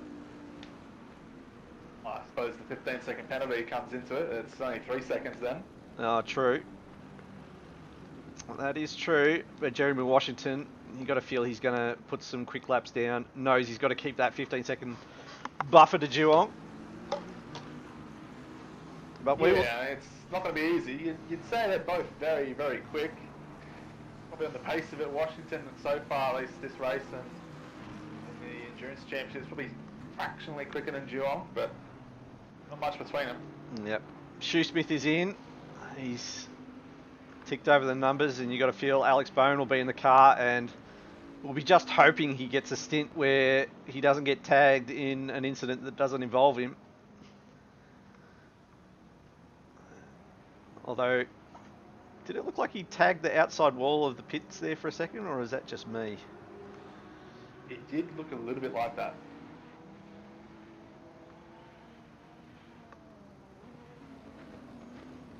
So, He's got blue flags as well. oh, so he's currently... that one's for position there. Yeah, he's managed to hold off, so he's managed to keep inside the top 20. Oh, as he gets a wriggle as he... Marbles.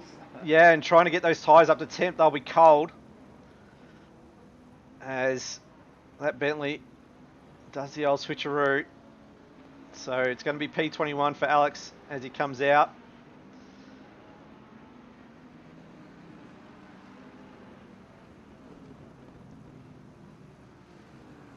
Yeah, so the timing will update. Does have a little bit of time, but yeah, with half an hour to go, he's looking at maybe 1 or 2 spots at the most.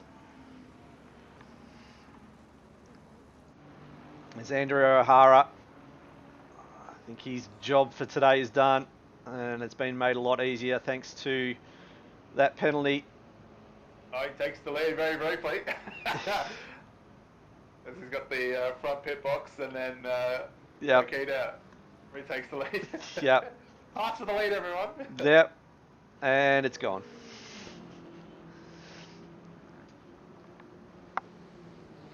So, Keita. Dan Hunter's back in. Hoolihan's back in. Yeah. Hoolihan on the lights. I think maybe a couple times too many there. I don't think you need to flash it for the entire corner.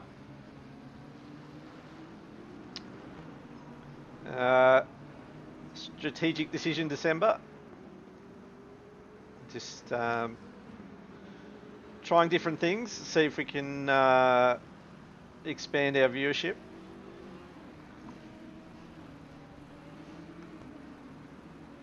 As Boquida now, sorry, Hoolihan, as the timing now updates. So it's about just bringing the car home. It's only got a 31-minute stint, so and a 30-plus second lead. Got to say, in fairly safe hands to win 5 out of 5. Yeah, I mean, look, he's got a whole lot of empty track in front of him. I feel like we've said this most of the race. All the traffic's behind him. Sector 1, they're coming through the stadium section, turns 1 to 4 now, he's on the back straight. So he's got minimal concerns, I thought, Hoolihan. Yeah. So this is a battle for P22. Pat Oliver. The Thick Dog Racing entry.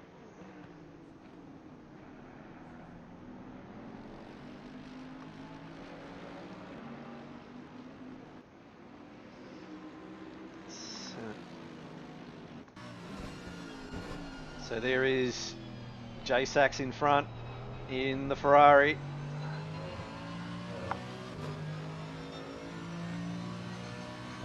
Does have Joseph just behind as well, does Pat.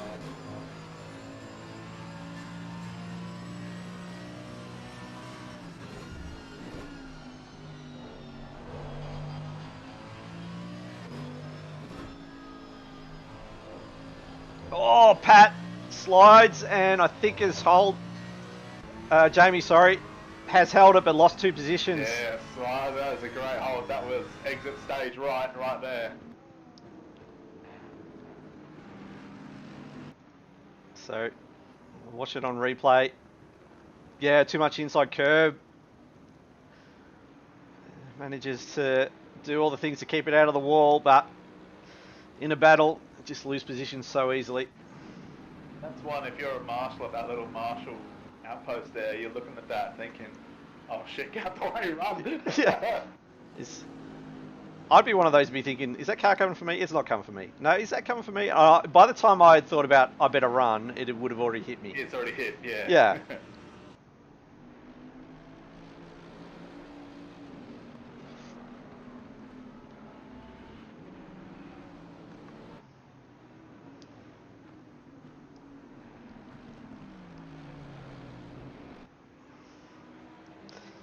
There's Daj now. Just looking at the back of Pat Oliver, getting that free position thanks to Jamie Saxon, losing the rear of that car.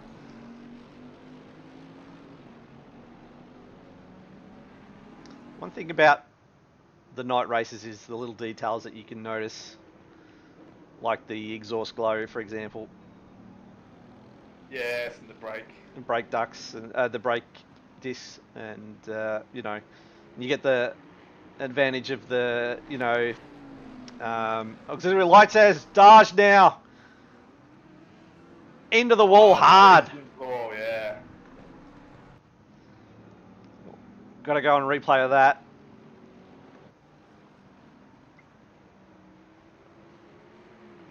Here we go. So in the chicane, not too bad, but just loses the rear and it keeps sliding and bang. Sadness. That is a fair amount of front end damage, and we can see the example of it there. That is a very unhappy looking Bentley. So only, it looks like Mitch Wright and Tan are still the ones still to pit.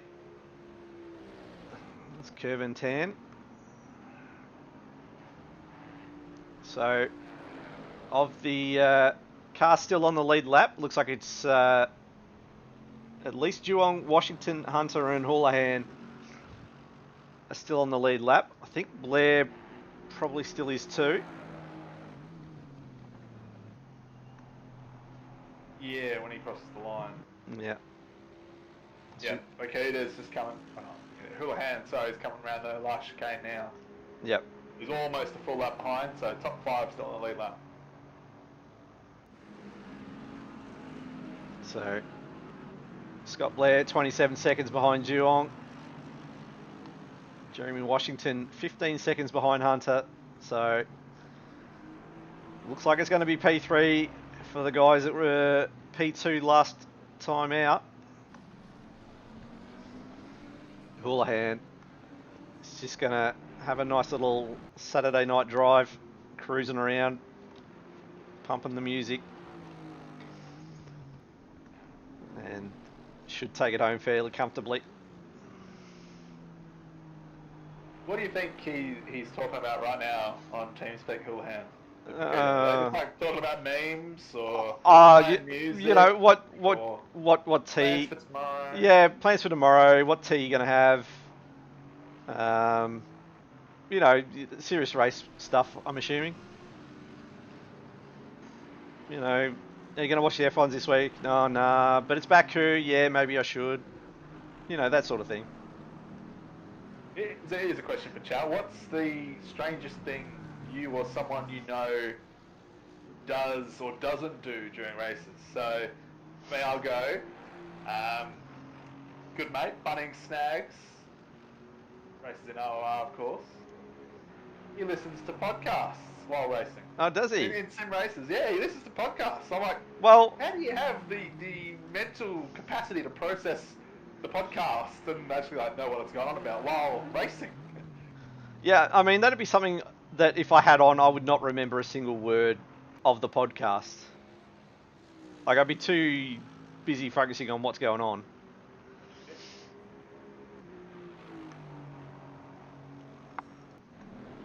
There's that.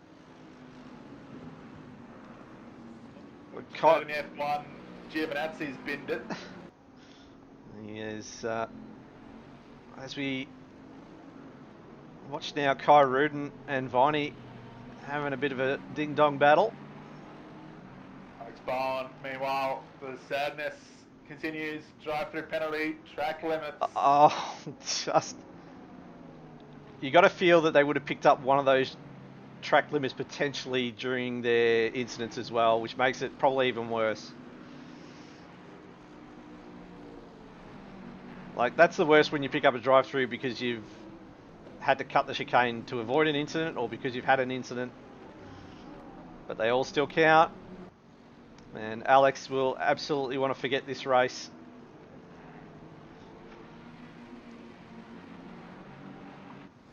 So what looked like being a recovery drive up into P19 as Kai Rudin now through the fast kink is looking to take that position into the chicane and gets it done. Great move. Nice move on Viney. And there's a battle going on in the background there too. I'm trying to see if that's the same cars or if that's car 218. So that's Dallas and Saxon. Saxon under attack again. So he's trying to catch up to the guys that I think overtook him when he had that massive slide, but he's brought Dallas with him.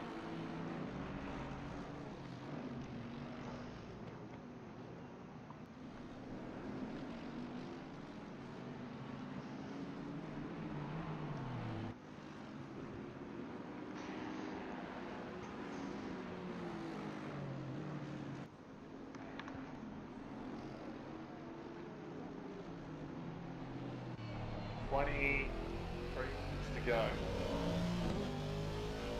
Yes. Who do we think? This is the main battle, surely.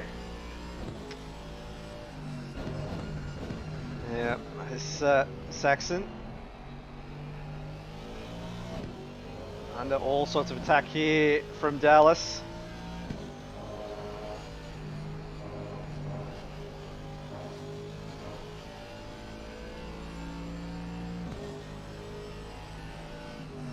Just looking at the...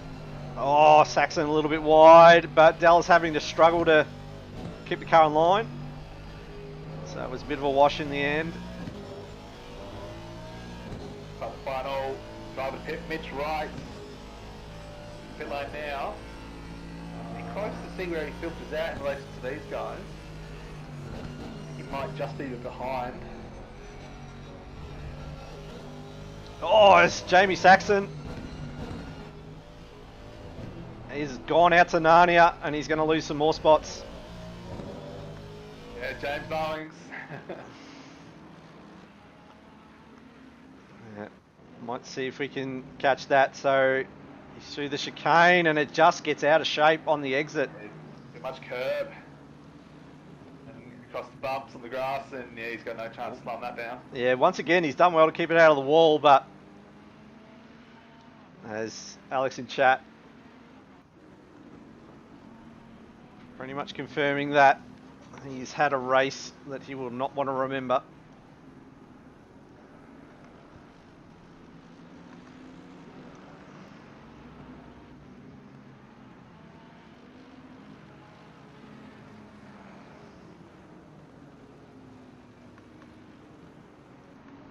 Meanwhile, Kindalis, he's 4 seconds from Oliver.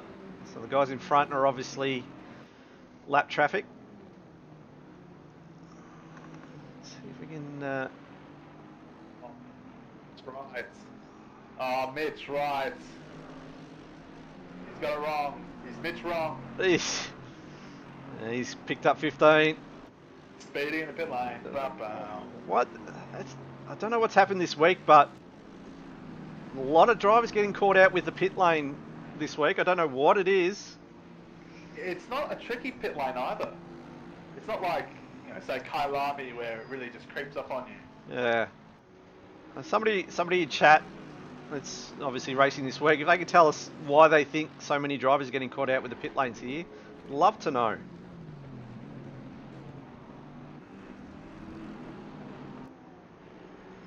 As Dallas now is suddenly less than a second, so unless Oliver's had a bit of misadventure or he's had to slow up letting some traffic through, suddenly Dallas looking at P18. Oh, he's had to get off as Dallas. That's going to hurt him as Oliver goes defensive, parks it right where he needs to, because I reckon Dallas was looking at going inside into this corner. But Oliver said, might be my debut, but you're not going to get that move done, although he has gone a little bit wide. And he's just going to hold him out as they get through the opening complex. Dallas, he's still got 20 minutes. He's got to realise he doesn't have to get the move done straight away. He's probably thinking, look, I can get past Oliver, I can get Phillips, he's 3 seconds up the road. And then you start thinking Joe Williams, he's only 10 seconds up the road. That's a big ask. Minutes, but Pat Oliver. Mistakes. Yeah, but Pat Oliver's 28 seconds behind Phillips though. Oh, okay. The thing I haven't updated. Yeah, no, the thing he's got to worry about though is Clark is now 3/10 behind him. So this has suddenly become a three-way battle for 18, 19 and 20.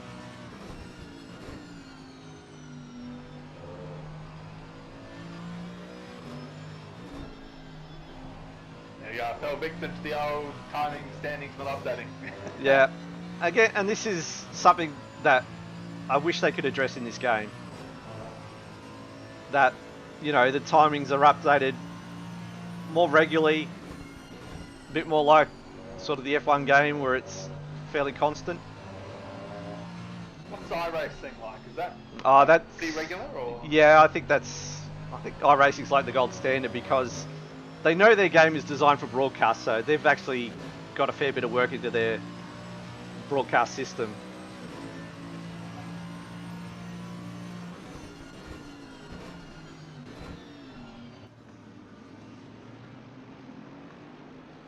Someone's saying Battle for P7 is also back on as well, so might jump to that shortly in a minute. JPS? Yeah, great. Is JPS a debutant in this series, or can't remember? I've seen he goes around the sprint series. Yeah, but in the endurance series, this is one of his earliest outings. Not sure. Can't remember seeing his name last week. It's not to say he wasn't there. So we might just go and check out that battle for P7 as JPS, our man from South Africa, in the opposite Lock Bentley, trying to get a move done on Rashuti in the Honda.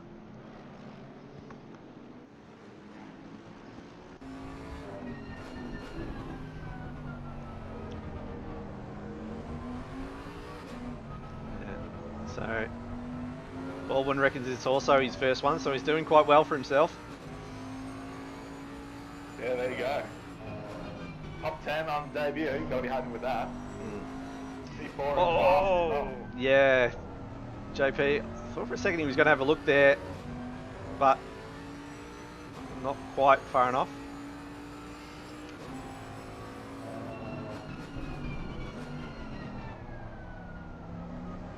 So, what can Rashuti do? Can he hold off maybe use some of the traffic to his advantage with 15 minutes to go as JP goes really wide.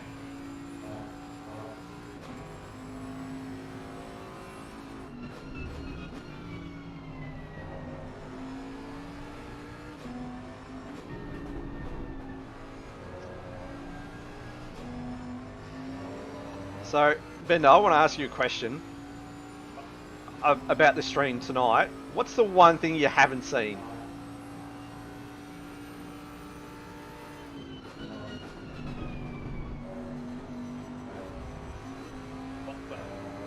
Sorry, you cut out again there, mate. I said rain. No. Well, apart from that. There's one thing we haven't had tonight, and I'm really proud of it. No, look, it's coloring me up on the inside. What is Chase it? cam. It is chase cam. Nobody has said in chat that they've missed it, so I'm obviously on the right tram by not using it. Like, all the people that want facts come out when I'm on the stream, yeah? Now, unfortunate, they come out when I'm not on the stream saying, oh, where's Bender, we want better facts. People who want chase cam, they come out when Saxon's here because they know he's going to give it to them. Yeah. You've got this, old negative mindset, no, I'm not going to show chase cam. But they even bother showing up because they know they're not going to get a bar of it with you.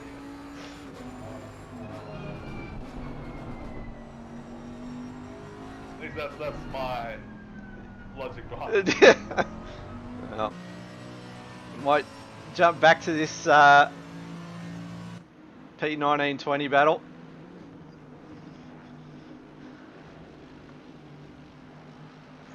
So Clark in the Odyssey Racing green. Problem he's got though, he's in equal machinery to the man in front in P Oliver. But he's Great drive though. Yeah, is this going to be a send from Clark? Is he going to do it into turn one, or is he going to bake a move that's going to take 2 or 3 corners? Nope, he's going for the big send.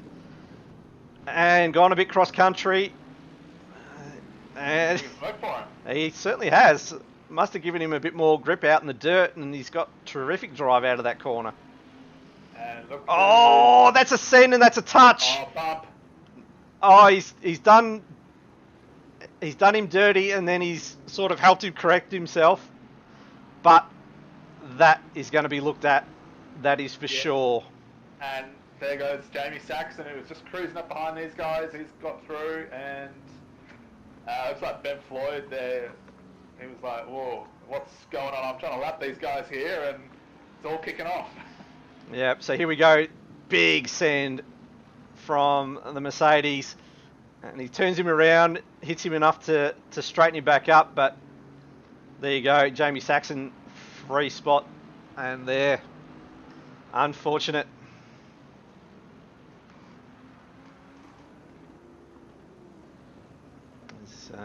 We now wait for the replay to end.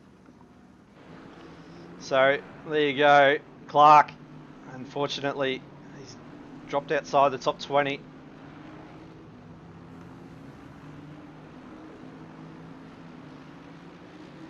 Oliver does have a 15-second penalty, so he's pretty much trying to keep in front of Daj, who's 13.5 seconds off the back of this group.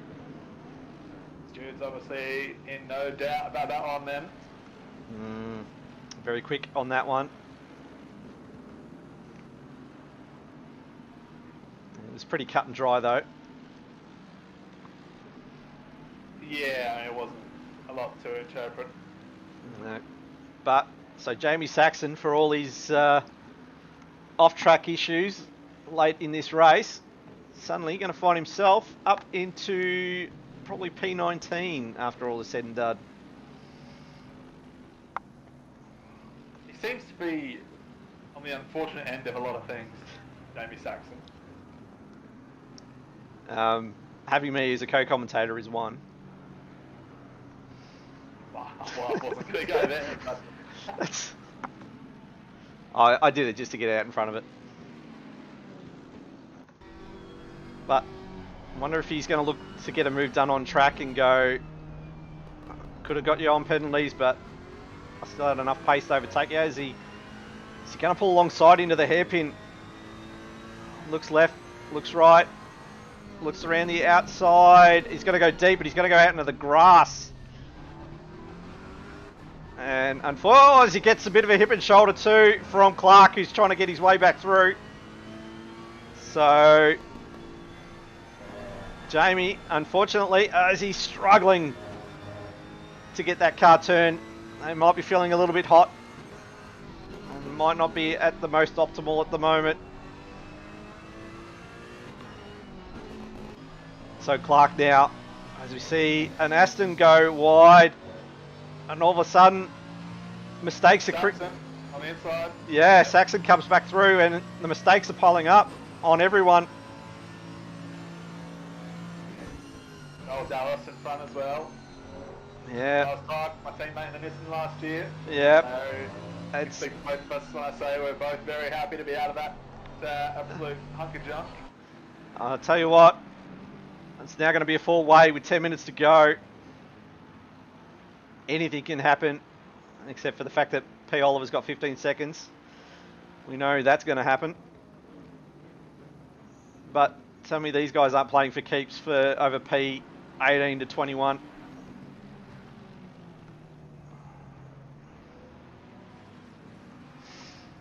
I'll tell you what is also kicking off as well. It's this battle for P 16 and 17 and 15 as well.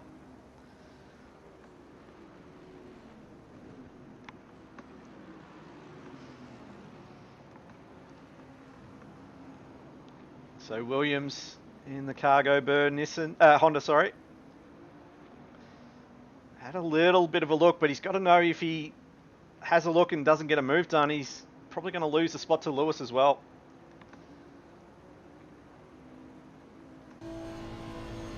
As that Bentley now swoops in front, so he's going to pull alongside into the chicane. Nothing doing, knows he's got to get a good run now as Phillips gets a... overtaking move, Joe. No, but Phillips got a little bit out of shape. So this is where Williams got to get great drive on the main straight.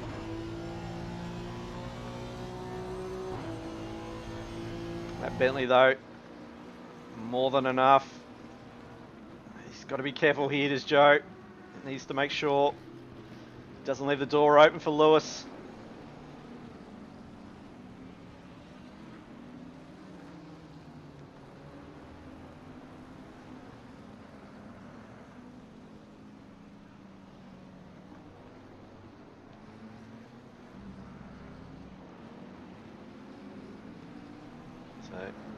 Phillips managing to hold on. He's got to do it for another 8 minutes though. And it's going to be probably 4, maybe 5 laps. Race to the Hoolihan just coming down into turn 1 now.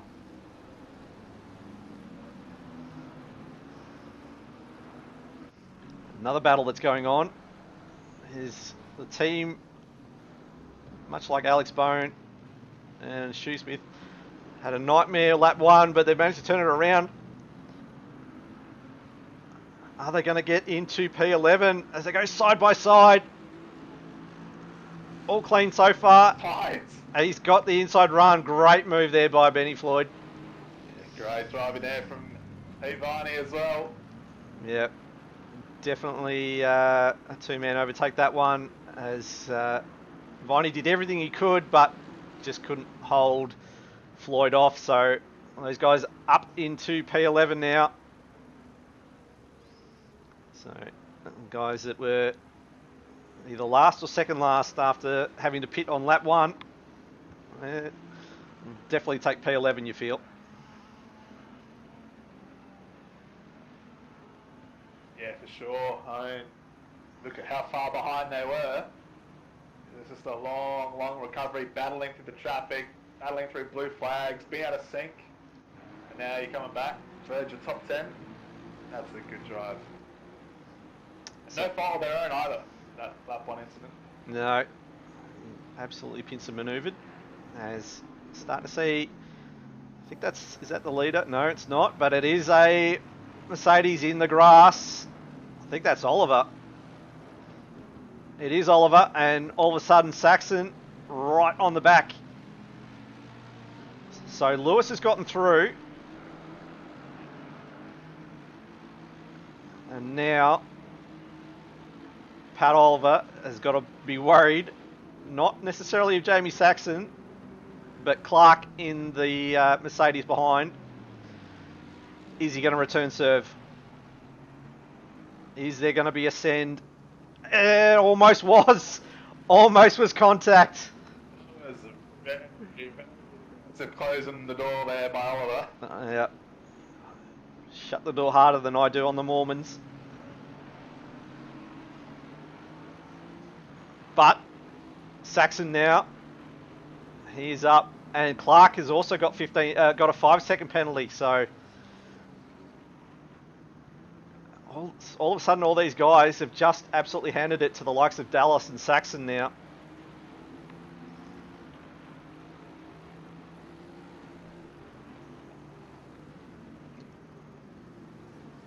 I'll tell you what, the temptation's got to be there for Clark though. Yeah, I mean, at this point, he just played a percentage game, surely. Well, Saxon is just ahead. Yeah. Oh, another look again. Somebody saying Raschuti has lost the spot to JP. So, apologies for missing that, but this is a fairly decent battle too. These guys will have a fair amount of animosity towards each other at the moment.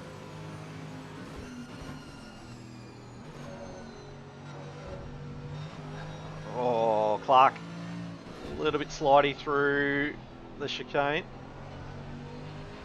This is where Clark, he's got to wind that car up. So now getting showed the blue flag, so that's going to complicate matters as well.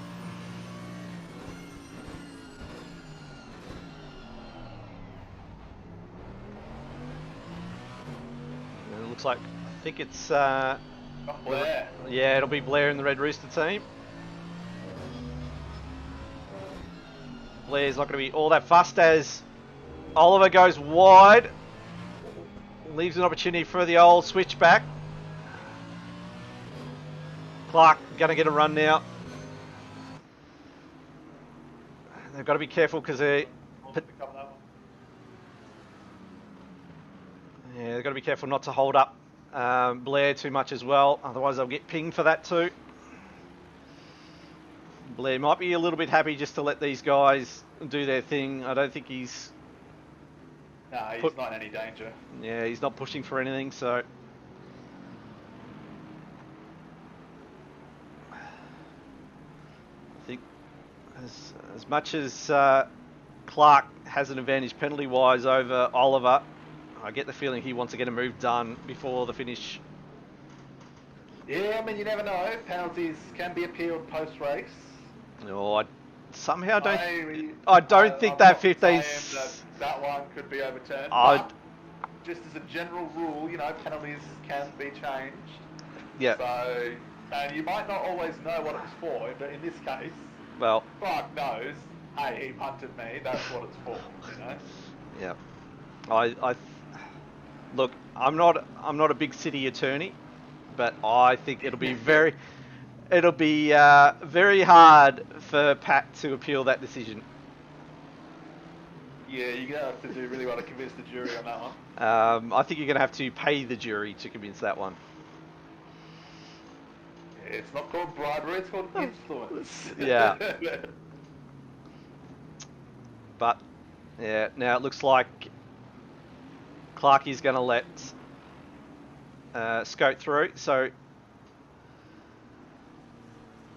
he's just got to be careful he doesn't just fall too far back. He's only got 10 seconds to play with, does Clark from Oliver, although we're almost pretty much on the last lap now, so not long to go. Just to summarise, Hoolihan well out in front. I think it's well over 30 seconds. Hunter, he's managed to hold on. Imagine what this battle could have been if it wasn't for the 15 seconds though. Jeremy's only 2 seconds behind. So you just wonder how much Jeremy could have pushed a little bit harder if there was no penalty there. Yeah, I mean, Washington's been catching him half a second to 3/4 of a second a lap over the last 25-30 minutes since Dan got back in the car. So, as we said, look, Andy's going to run as long as he can to give Dan the best chance of getting P2. But, you know, this wasn't to be for the 96 car, speeding the pit lane.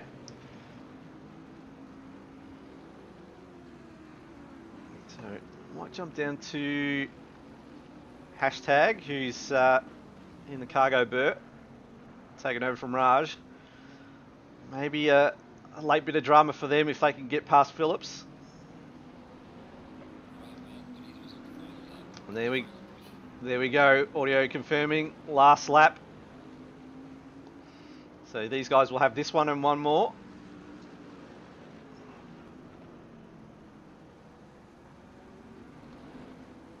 So we have a yellow car 308. Not sure who that is. Oh, it's Hughes. Yeah, David Hughes got it really wrong at the chicane.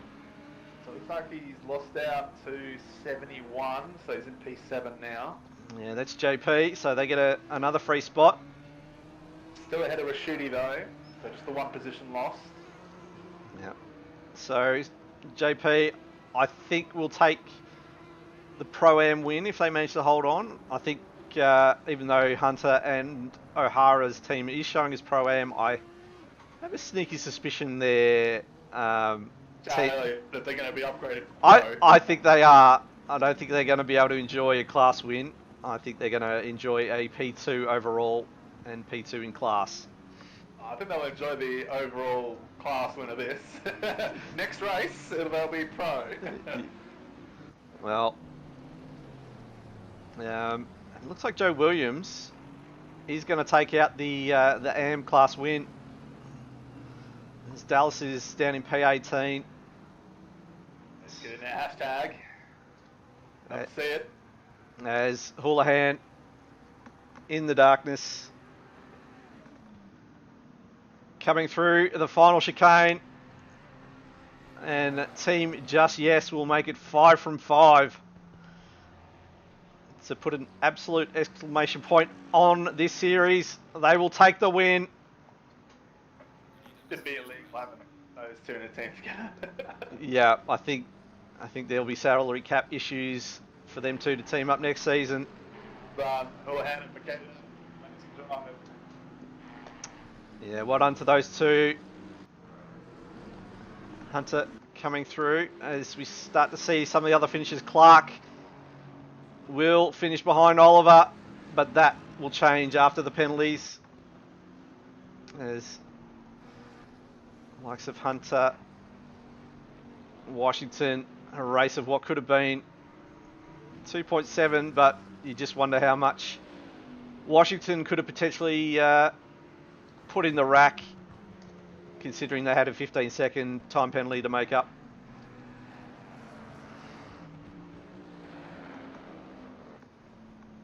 So, Hunter and Andy O'Hara, they will take P2. P3, Well done, lads. P3 for the guys in Team 96. Ryan Duong. He will finish P4. Scott Blair already finished in P5, as well as JP, who, to me, will take out the Pro-Am win.